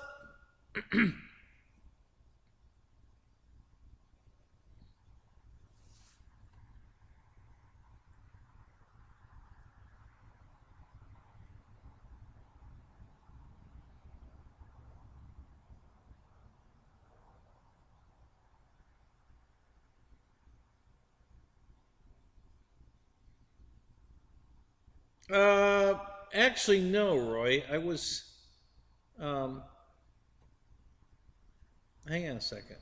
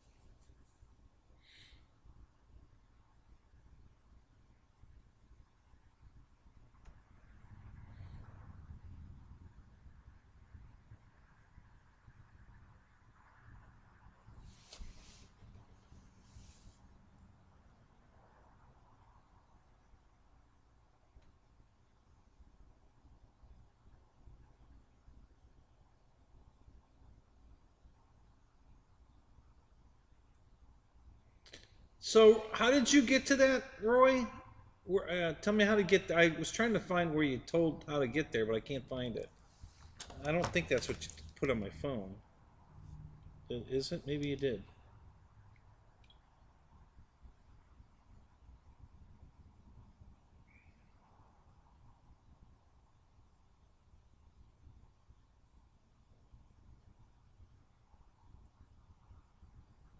Oh, you looked it up on YouTube. Ah. Yeah, let's try that. That I didn't try.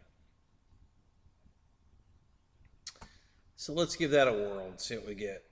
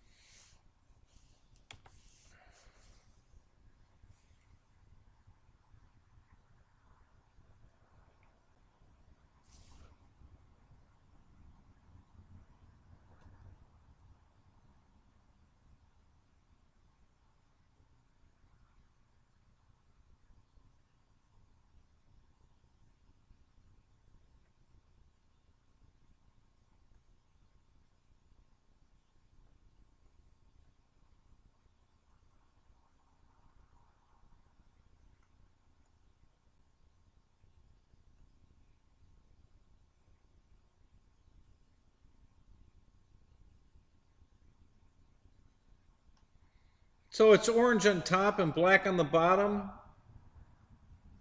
Roy, is that what it is?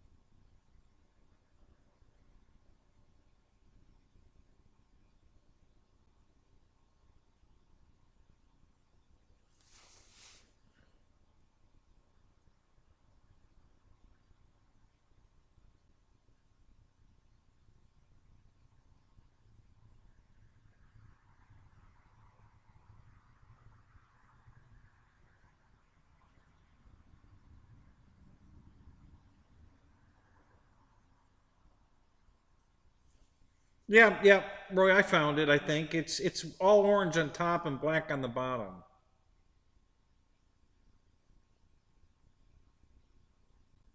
Yeah, I see it. It's actually pretty. I think it's the same airplane. They just repainted it. They still make that plane. I think it looks like the same plane. It's red. It's white with red and black on it now. Um,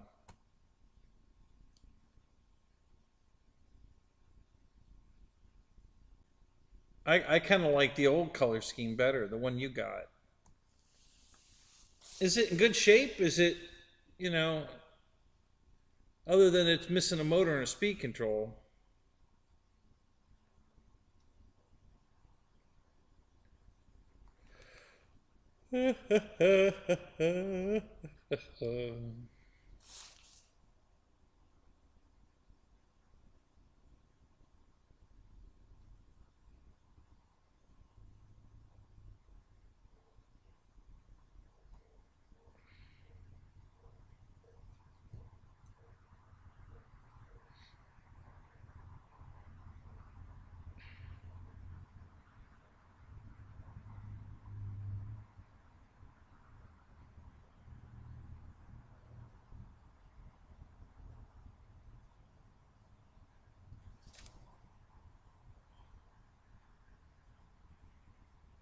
That's a pretty nice looking plane.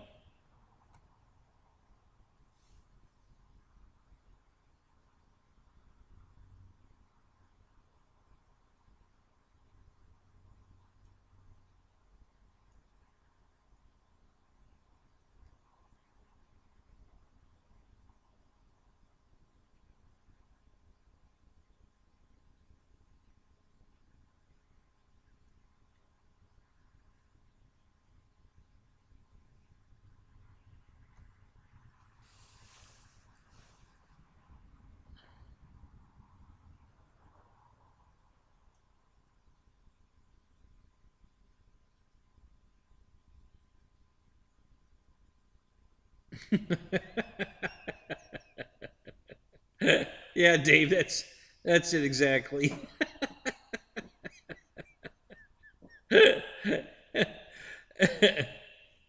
Oh my god, that's funny.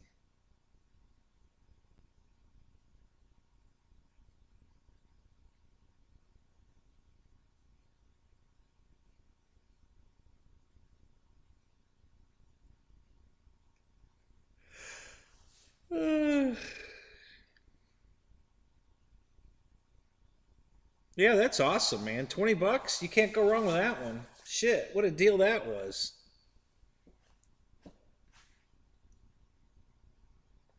We had a swap meet out at our field, and the guy I bought an FMS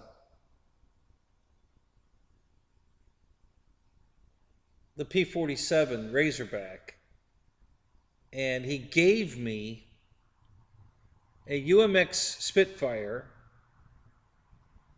and the body of a um, the Visionaire. The motor and speed control and the servos were all gone, but I got it, and the landing gear, but I got all the foam. You know, the whole foam airplane, wings and fuselage, tail, the cowling, everything. So I got all the foam. He had sucked all the electronics out of it, and he just gave it to me. It's in a really good shape. It's in really good shape. I already have a Visionaire, so I'm not gonna fill it up with stuff and fly it. I'm gonna just keep it for spares. But um, yeah, yeah, he gave me that. He gave me the UMX Spitfire. I think he gave me another plane too, if I can remember right. So yeah, he was just cleaning out his trailer, making room for new stuff. Um,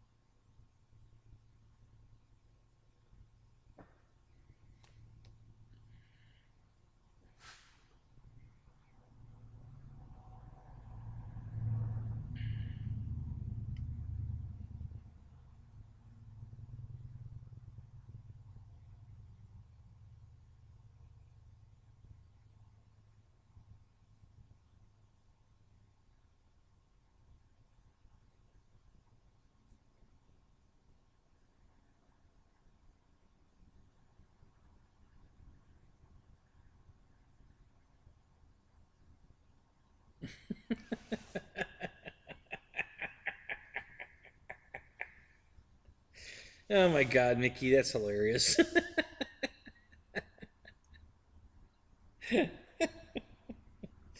Yeah, one letter can make a whole new meaning out of a sentence, can it?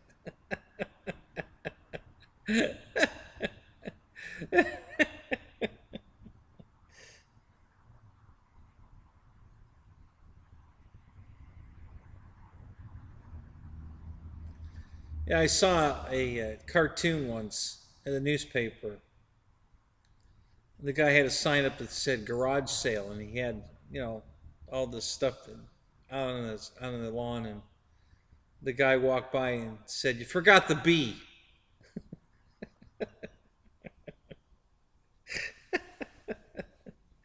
Oh my god.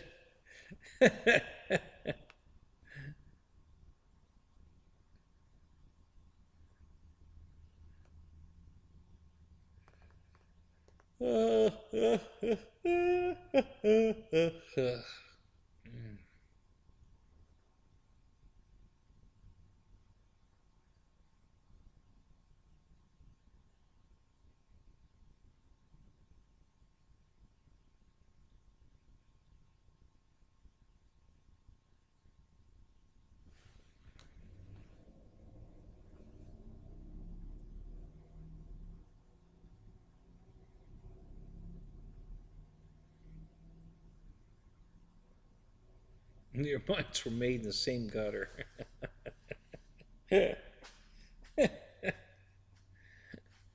Yeah, they poured off the slag, and there you were.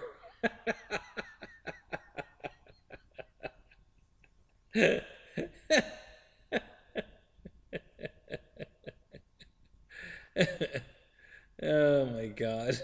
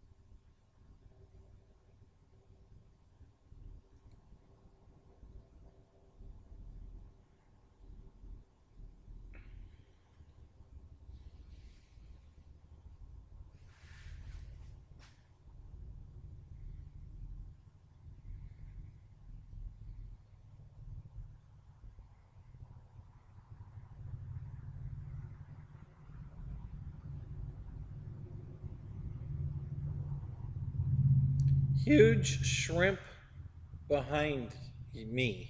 You. Huh? What? A huge shrimp? What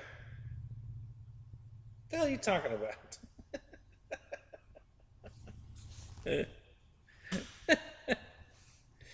Oh my god.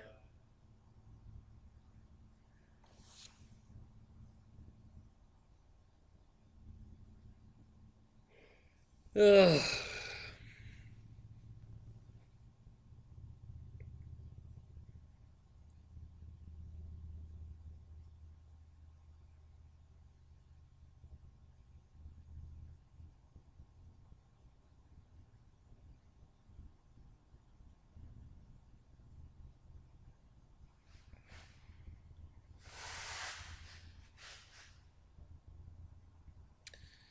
Juno, you still in here?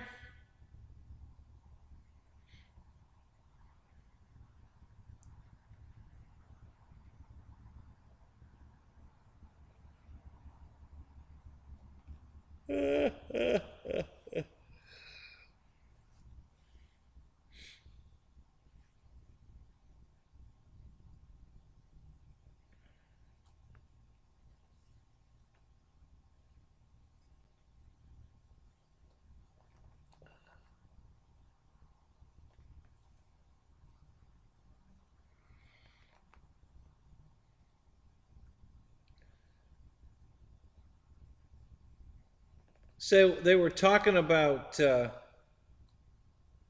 your ex-wife earlier. I guess slag. is that is that the definition of your ex-wife?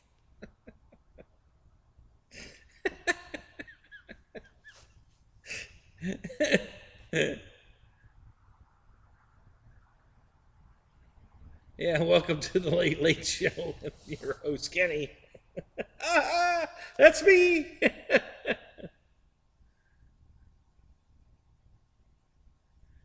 Building an F4 Corsair nightmare. What one? Which one's a nightmare? What are you working on?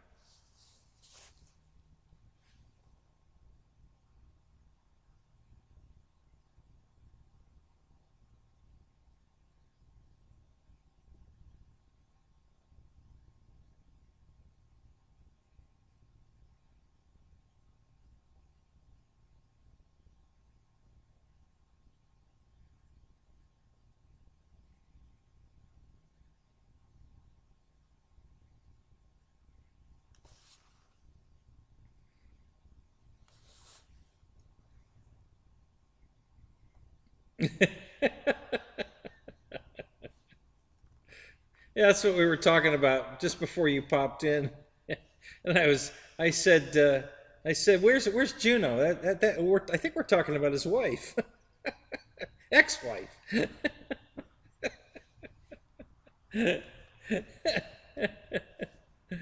uh, Here's Getty.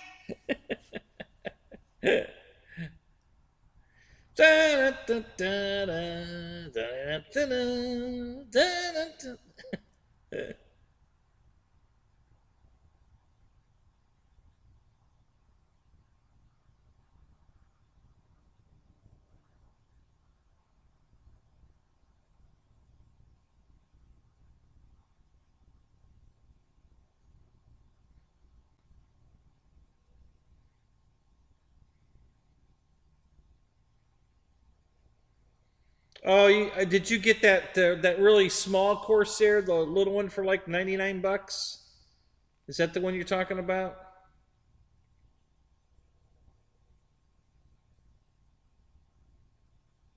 Yeah, I saw that, Roy. That was hilarious.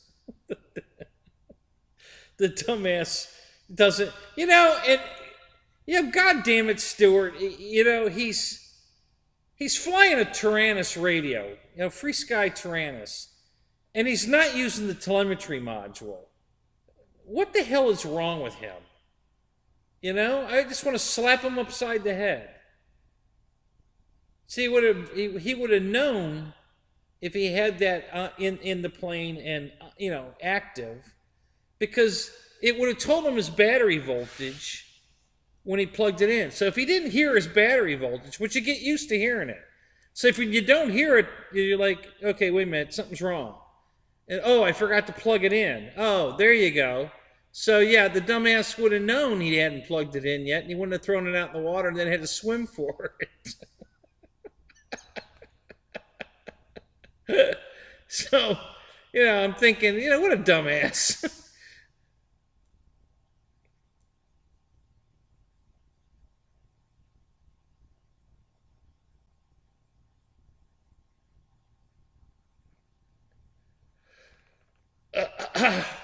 Yeah, I missed the Carson show too, Roy. Man, I grew up watching that. Loved that show. And then Letterman after that. And then my favorites after that was Greg Kinnear and then Craig Ferguson. Those two guys were great. And yeah, after all them, my late night TV's gone. I don't watch any of the late night shows now. Jimmy Fallon's okay, um, but they just none of them are what we used to have, and I don't watch late night TV anymore.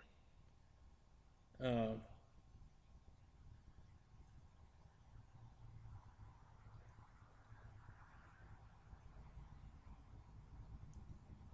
I thought it was funny when he tried to, he hung his feet down in the water, and he couldn't stand it. It was too cold. He had to pull his legs out of the water because it was too cold.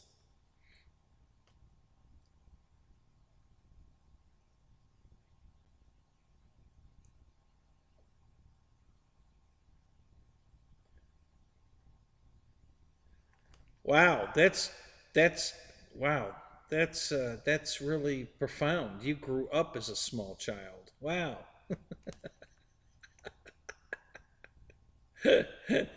Wow. Yeah, I haven't watched Saturday Night Live in years either. Well, I take that back. Every once in a while, my ex has it on, and I catch like the news, and that skit's pretty good still. They're doing the fake news or the real news with a spin on it, and yeah.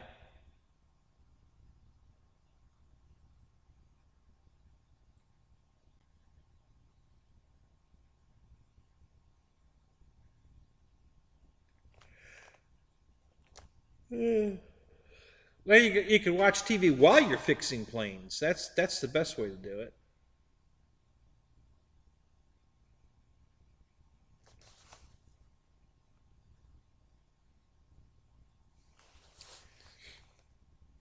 Stewart's videos and his fun was so much better when he was at Hobby King. I'm glad he's back. You know, the videos he did for Motion were really not very good. Um, he just had so much fun with the Hobby King videos. Um,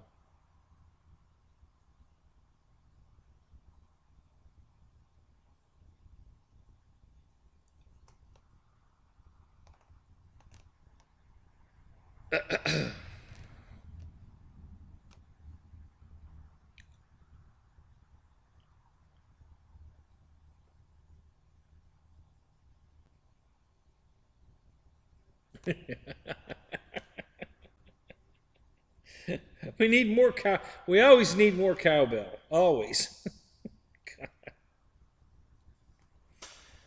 uh,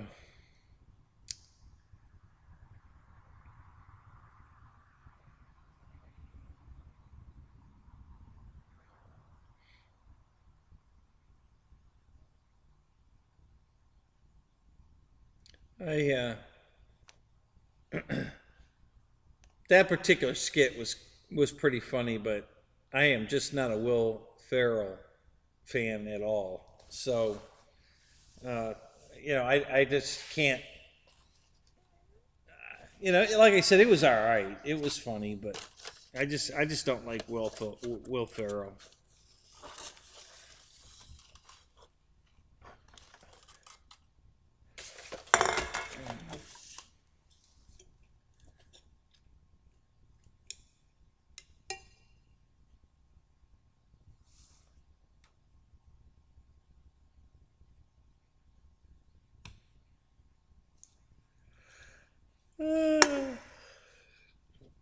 Forgot ice bath. Can't feel left leg at all. What the hell are you talking about?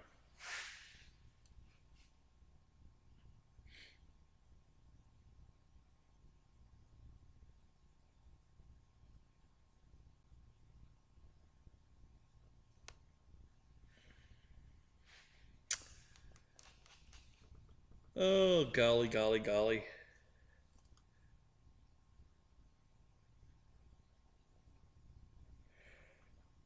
Oh, God. I'm telling you guys, I don't know what happened, but man, I just got really tired. I'm going to call it. I'm falling asleep here.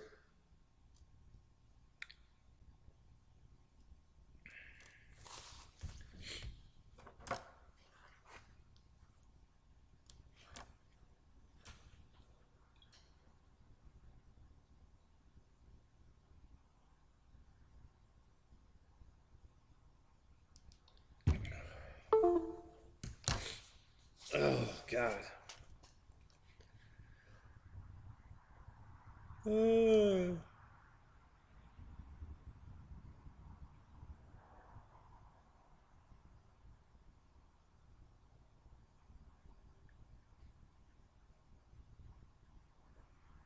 Guys, we have.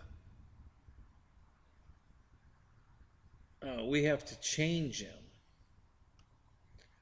Why, did I shit myself? Do I need a new diaper? What happened?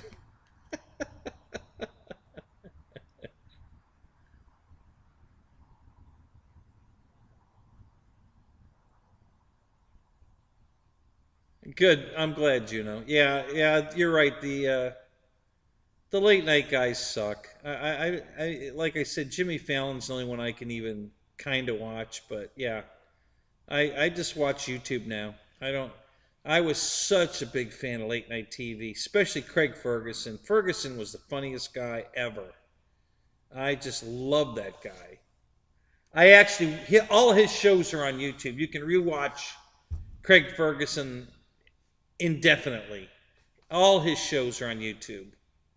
So I do a lot of that because I just loved him so much. He was so damn funny. Um,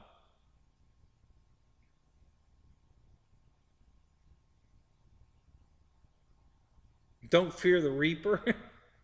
Isn't that the name of a song? um, so yeah, guys, especially you younger guys, probably never saw Craig Craig Ferguson. So go look him up on YouTube and watch his stuff. It's freaking hilarious. He was such a good comedian. You know, late night talk show host. He was freaking hilarious. Him and his sidekick Jeff. Which, by the way, Jeff is in the hangar. I did bring Jeff out. He's here. I got to figure out how to hook up another camera. I need a secondary, or actually a third. I need a third camera to get Jeff, so that I have, because this is going to go up on a shelf, so I'll have Rafter Cam again.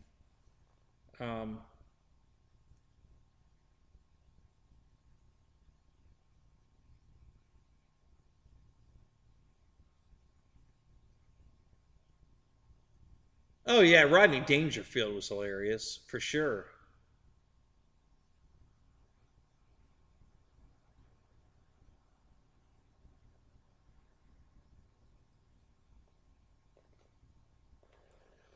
Oh, okay, guys, that's it. I'm out.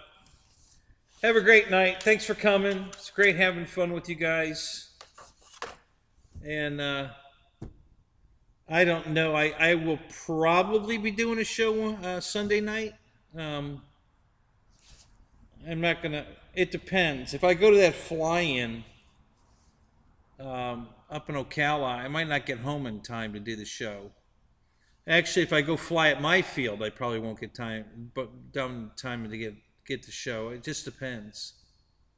Um, so we'll see. You know, keep your eyes out for me on Sunday night,